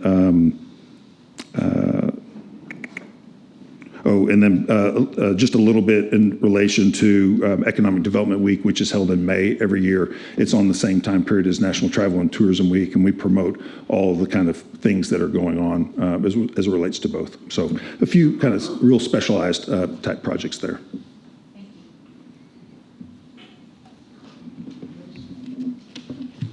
Ms. Joy? Mr. Osborne, you have under use of excess reserves in your budget, $8,498,628. We've been doing this now for 2 days, and everybody has what's required reserves, and we have reserves of excess reserves above what's required. So this $8 million has been sitting somewhere, I would think. Yes. Okay. That's right. It's in our savings account. And so that means that if we didn't have these obligations going forward, we would have a significant number of months greater than what our reserve policy is. And but yet we also know that as Leprino comes online or other projects come online, we've got payments that'll have to be made that we've been obligated to over the course of time. And so while they may not necessarily be obligated for this current year, they are obligated for the years to come. And so in those years that we don't have obligations, we save. And in those years where we do have obligations, then we spend based on what those obligations are. So do you have a required reserve? Yes, the board's policy is 6 months. 6 months. Of operations. That doesn't include incentive payments or special projects. So and the infrastructure projects such as for Leprino would not count towards the 6 months cash reserves. It's just for the admin, office costs, personnel. And so give me a rough number. Maybe I have it here. Hang on. Do I need to ask Jana? Yes. Janet, do you happen to have that monthly number? Okay.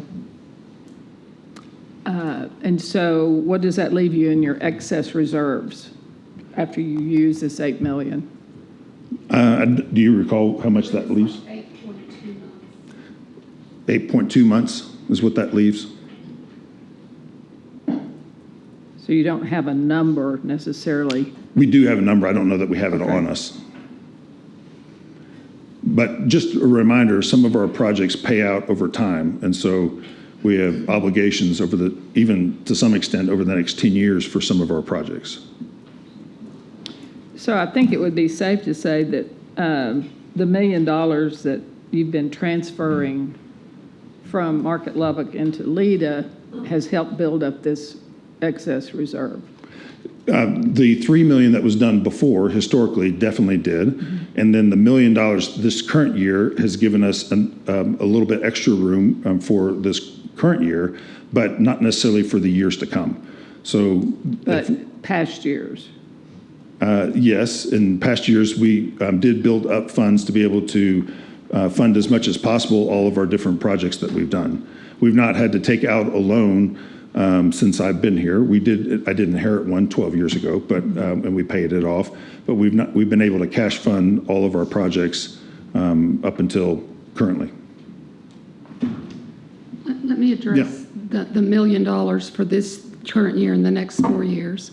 When we worked with the council on the variety of incentives that we needed to come to the table with on Loprino, Project Basil in the day, the city, the county, and the various communities partners stepped forward. And we, in order to make sure we could do that, we do a cash flow for each of these major projects. And when we did the cash flow on the times we were paying out the incentives that we intend that we will be obligated to if they meet their investments both in jobs and in capital investment. The $5 million spread out $1 million over each year starting this year was the amount that the lowest amount that we could do and not borrow funds in that time period if we didn't win any other projects. So we didn't want to go into a contract with them and not be able to say we could cash fund the project that we would have to borrow money. So that's where the $5 million over a 5-year period, because eventually we'll be paying that out over years. So that's why it was 5 years and not 7, and that's why it was 1 and not 3 million, because we correlated it to when our obligations will be without the borrowing of additional funds. Yeah, the only problem with that is we budget 1 year at a time, and we can't find future councils that we would do that, or we would agree that you could continue to do that. In other words, if we don't, we can borrow the money. We understand. I mean, the challenge that it puts us in is that without these funds coming in to help, it makes us have to borrow faster.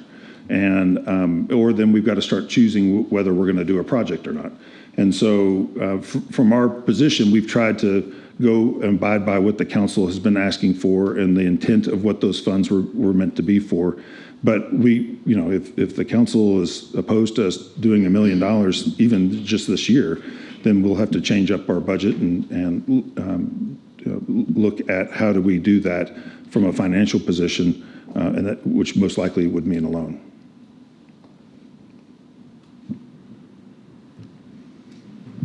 Mr. Massengill. Thank you, Mayor. Mr. Osborne, I'm not opposed to the transfer that you're suggesting. Your organization has been very successful. I know everyone focuses on one project, but I support what you do, and I also understand the mission of both the organizations. When you talk about a transfer out of Market Lubbock to Lida, are there any projects that would be Market Lubbock specific that you've sacrificed, that you're aware of? Where we couldn't do a Market Lubbock project because we moved. Are you able to do the Market Lubbock projects on your plate? Everything that we've been asked to do, we've done out of the appropriate entity. So when been asked of something to do that was appropriate for Market Lubbock, we did it there. When we've been asked to do something for Lida, we've done it there. And we've worked pretty diligently to try to make sure that we have funds available for what the community's desires have been. Thanks.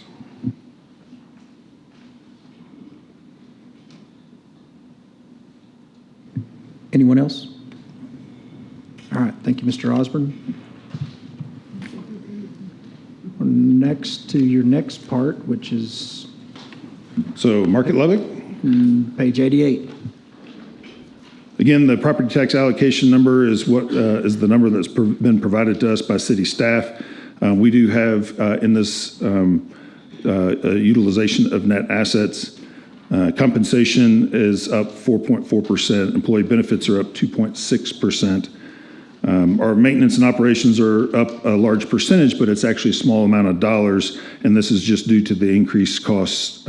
We've got a foreign trade zone, a person that operates our foreign trade zone program that's on a national board.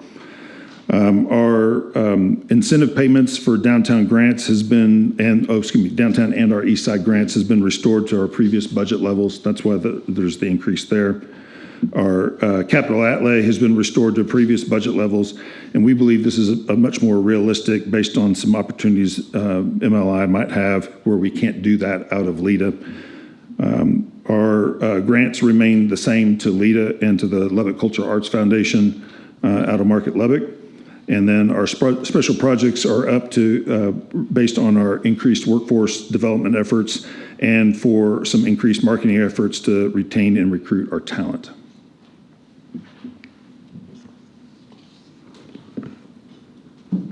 So can you tell me what is in the reserve bank account, or what's the reserve number for Market Lubbock? Remember that? I don't know. It's significantly more than 6 months of reserve. What, do you know what that number will be once $1 million transfer I happens? can let you know. I don't have it with me. Any other questions? Ms. Joy? When you look at the compensation, your employees are paid from both LEDA and Market Lubbock. The ones Can you explain that, please? So there are some employees that are only paid out of LEDA. There are some employees that are only paid out of Visit Lubbock. And then there's those of us that are shared between all the entities. And so we're paid out of LEDA, Market Lubbock, and Visit Lubbock. And so the positions that are involved in the different activities within each of these entities are paid out of that. We have allocations that remain the same each year. So my salary, Janice's salary, are allocated amongst all three entities. Market Lubbock actually has the least amount of allocation to it, and primarily because our main functions that are coming out of Market Lubbock are related to downtown projects, related to some of our workforce projects, and then the Innovation Hub, our efforts to grow entrepreneurship here. And I think those are the main ones. Okay.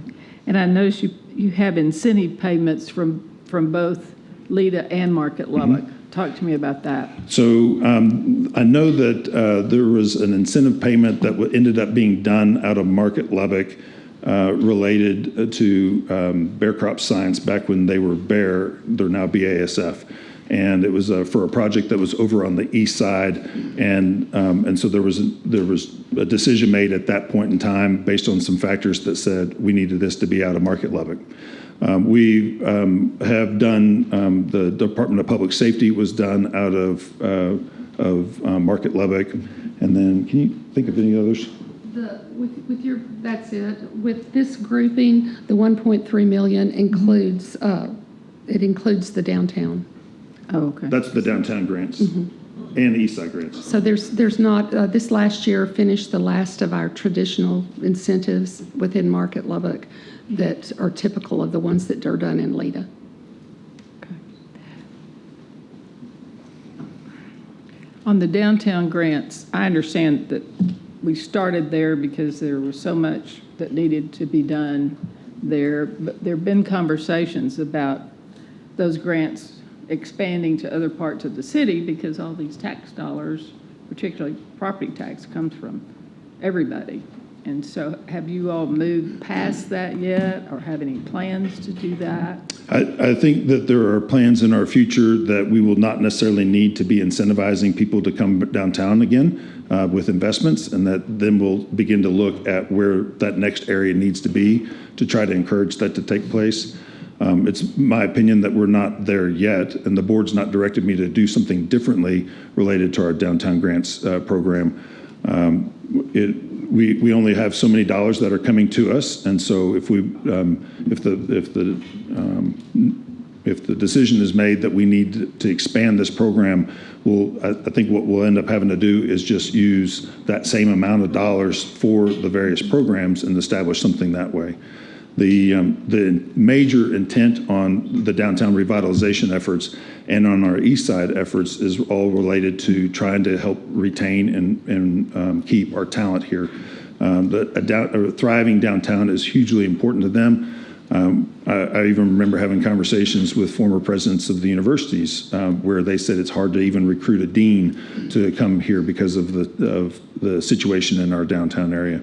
The efforts that are being done downtown by multiple entities have made an impression on many of our actual LEDA-related clients as it relates to seeing that there's positive growth here in our community and that this is a place where people want to be.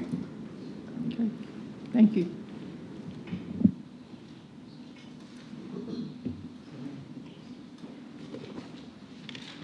All right.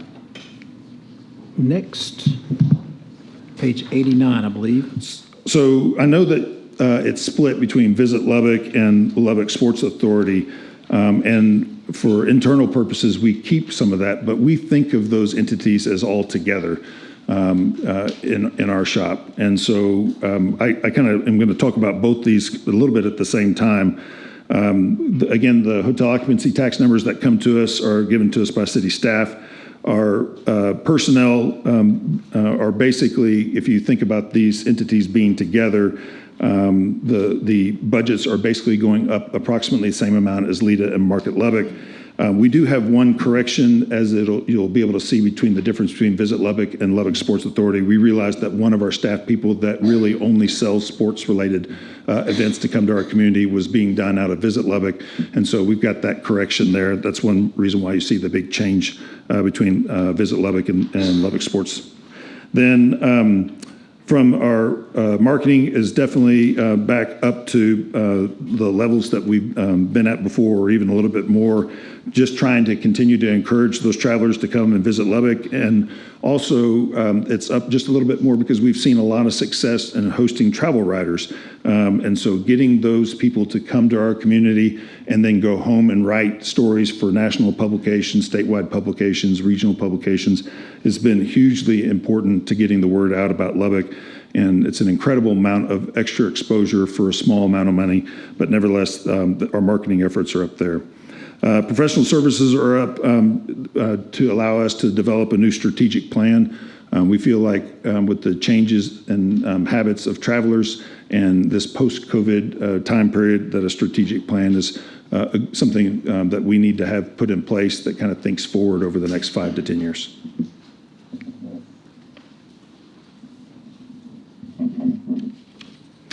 For historical knowledge, the Sports Authority. Mr. Osmond, hold on one Yes. moment. Ms. Joy had a question there. Yes. Yeah, the funding sources for Visit Lubbock and the Sports Authority are different from LEDA and Market Lubbock. Correct. Because they're funded by the hot tax. So I guess what I'm wondering, how did all that come to be under your umbrella? So the Tourism Bureau, the Convention and Visitors Bureau, was established in 1978. Mm-hmm. At some point in time, it was on its own, and there was a sports authority that was on its own. And eventually, it became underneath the Lubbock Chamber back in I think in the 90s, if I'm not mistaken. And then, in fact, some of y'all can actually help me with this. It was in the 90s. And then Gary Lawrence became president of Market Lubbock, and there was an effort to move in 1998 to move, politically, everybody decided, the leaders decided to move the Tourism Bureau under Market Lubbock, which had been established in 1995. And so it's a DBA underneath Market Lubbock. At that time, they felt like, hey, I don't know if it's going to work if the Sports Authority and Tourism Bureau are all under one umbrella, so we want to kind of keep those things separate. And here we are 25 years later, still keeping things slightly separate for budgetary purposes. But internally in our office, we all understand that that's what the deal is, to try to get people to come and spend the night and spend their money and then go home. And so it's been under our shop since 1998 in Market Lubbock. And Okay. Yeah. Well, people ask. Yes. How does this happen?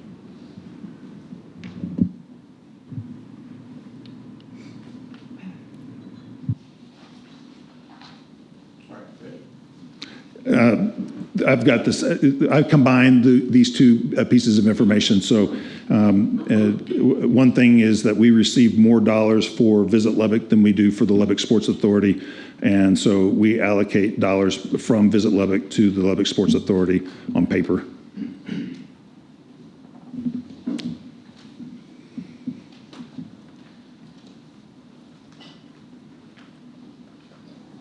Good. Okay. Anything else? Thank you very much, Mr. Osborne. Mr. Atkinson, I'll turn it back over to you. Thank you, Mayor. Your next component unit that we'll look at today is Civic Lubbock, Inc., and they are coming to the front now. Hello, Vicki. I have to bring my wing manual. I've never done this before. I'm a little intimidated. This is exciting, though. We don't believe you. Well, after what just happened, I'm afraid and petrified that y'all are going to do that to me. She's on standby, okay? My name is Lindley Herring. I am the treasurer for Civic Lubbock. I have been serving since 2018 on this board, very proud of the arts and what we do. And we're very fortunate to be in the City of Lubbock budget. So you guys have our pretty one-page spreadsheet. Just want to go through a couple things about our operational budget. The board has prepared and approved a balanced budget for 2022-2023. And by the grace of God, we are on the downhill slope of the pandemic and hopefully going to start seeing events come back to the great hub city where Civic Lubbock provides services and where we are seeing more revenues generated, concessions, and ticketing operations. While we are not quite back up to normal levels, these revenues do help Civic Lubbock fund Civic Lubbock projects and programming. And so those increases are going to be reflected in the percentage increases seen in the budget. So we have been able to reinstate and or fill all of our vacant full-time positions that were put on hold when we were dealing with the pandemic so that we can provide services as needed for these events. Some highlights of the operational budget include just the continuation of producing our annual Lubbock Music Now album, which is a lot of fun. It began in 2016. The 2022 album will be released this fall, and work will start on the 2023 album in the spring of next year, and with fundraising efforts and taking song submissions. The reinstatement of the West Texas Walk of Fame induction will get to occur this next year. This fall will be the first time in 2 years that we will get to produce this event. Our press release will go out soon announcing the 2022 inductees. The Walk of Fame committee is actually working on a project or a proposal for the board to expand the Walk of Fame page on our website to kind of make it more informative for the public so they know exactly what all goes into that project. For instance, we can add bios and different things about those inductees.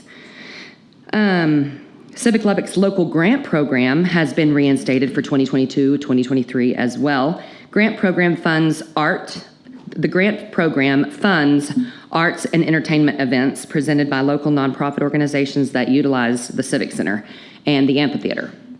And so revenue from the concessions and the ticketing operation in these facilities helps us fund this grant program. And that's kind of our highlights. Any questions?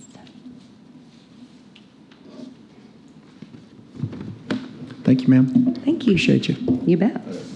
Oh, wait a minute. Late call. You almost got out. I punched my button a long time Oh, I ago. didn't see it. I was trying to get you out. Mr. McBrayer has a question. Okay. Jim Douglas is right back here. Okay. Just kidding. He's on my board. Too. He's on the board too. So your grant, where does your grant income come from?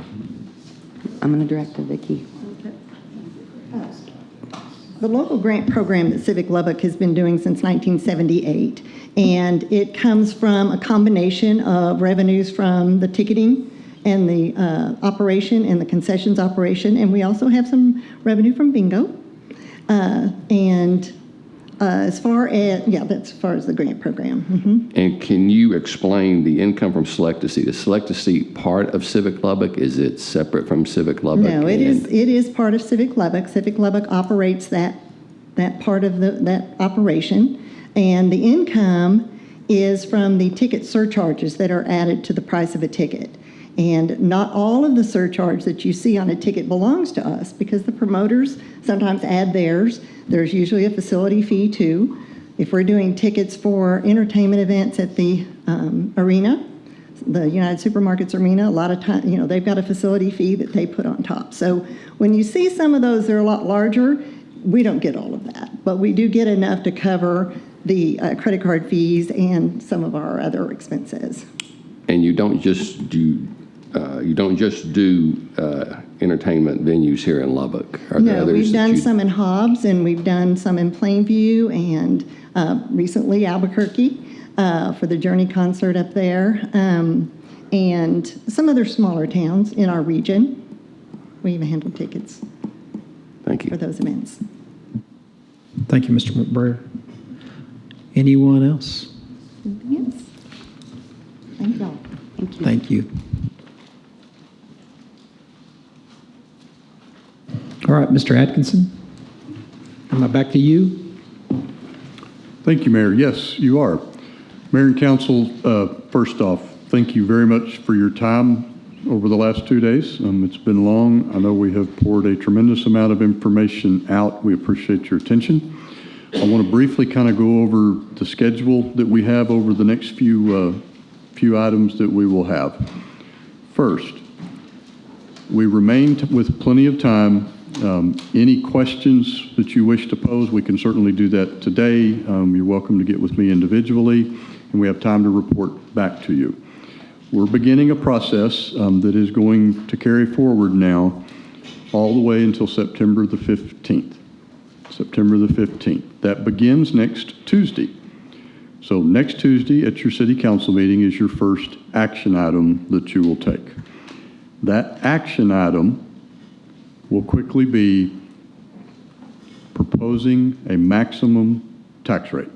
It is not adopting a tax rate. It is best thought of as a not to exceed number. So today, staff has suggested that number to be the 48.3230 cents or pennies. It's the 4-cent reduction. You will take an action, you'll pass it by resolution, and you'll propose that rate. That's what we drive all the publications that we're required to do and all of that. We also will have a posted opportunity on the 9th to continue the discussions on the budget. We have a list. It's grown a little bit today with some additional information that we need to provide to you, and we will continue to do that. We'll carry forward, and you'll have a special meeting on September the 6th. Those are the public hearings and the first actions that you will take in the adoption process. Special meeting, September the 6th. Blue, do you have that schedule we can display? Okay. Mayor, I apologize. We built that schedule and I don't have it. I think it's in our executive books. It's in your executive summary, and I'll have it at our Tuesday meeting. And I believe that one's at 5:30 for the public hearing. It will be. We will conduct that at 5:30. Anybody that wishes to appear has an opportunity to do that. It's also a further opportunity for council to discuss in and amongst themselves. The scheduled final adoption date is your meeting on September the 15th. We come forward on that day. You'll take a sequence of actions. You'll adopt both the tax rate and the budget. You'll take another vote that says we meant to do those things that we just did. At that point, you'll have adopted the fiscal year 2023 budget. It goes into effect October 1st. Items that are time sensitive, we'll start having those keyed up to come back to you for further action immediately after October the 1st. So next step is next Tuesday. Vote to propose a maximum or a not to exceed tax rate. With that, Mayor, I'll stop. Myself and the staff are available for any questions, thoughts, input, anything we can do. All right, is everybody good? All right. Dr. Wilson? Yeah, just quick question, Mr. Atkinson. You said we'll finalize everything with budget on the 15th. That's a Thursday. Are we doing it on the 13th, or are we having a special meeting on the 15th? No, it's quite likely my memory has failed with Just too many numbers wanted in to it. double check. It is the 13th. Thank you. Mm-hmm. It is the 13th. September 6th is a Tuesday and is the special meeting. September 13th is the first regular meeting, and that is the budget adoption. Email it to me.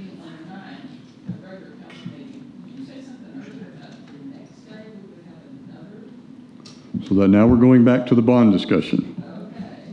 So you have a posted action that we have to ask you to take on August the 9th to propose a maximum tax rate. On August the 9th at 5:30, you're having that next work session to continue your discussion on the possibility of the bond. At the conclusion of that, we need the guidance, yes or no, yes, November. If so, you will have 2 meetings posted sometime between the 10th and the 22nd to do your bond ordinance, separate from the budget.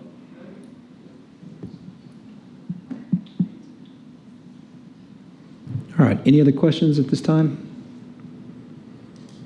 All right, it's 5:01 and we are adjourned.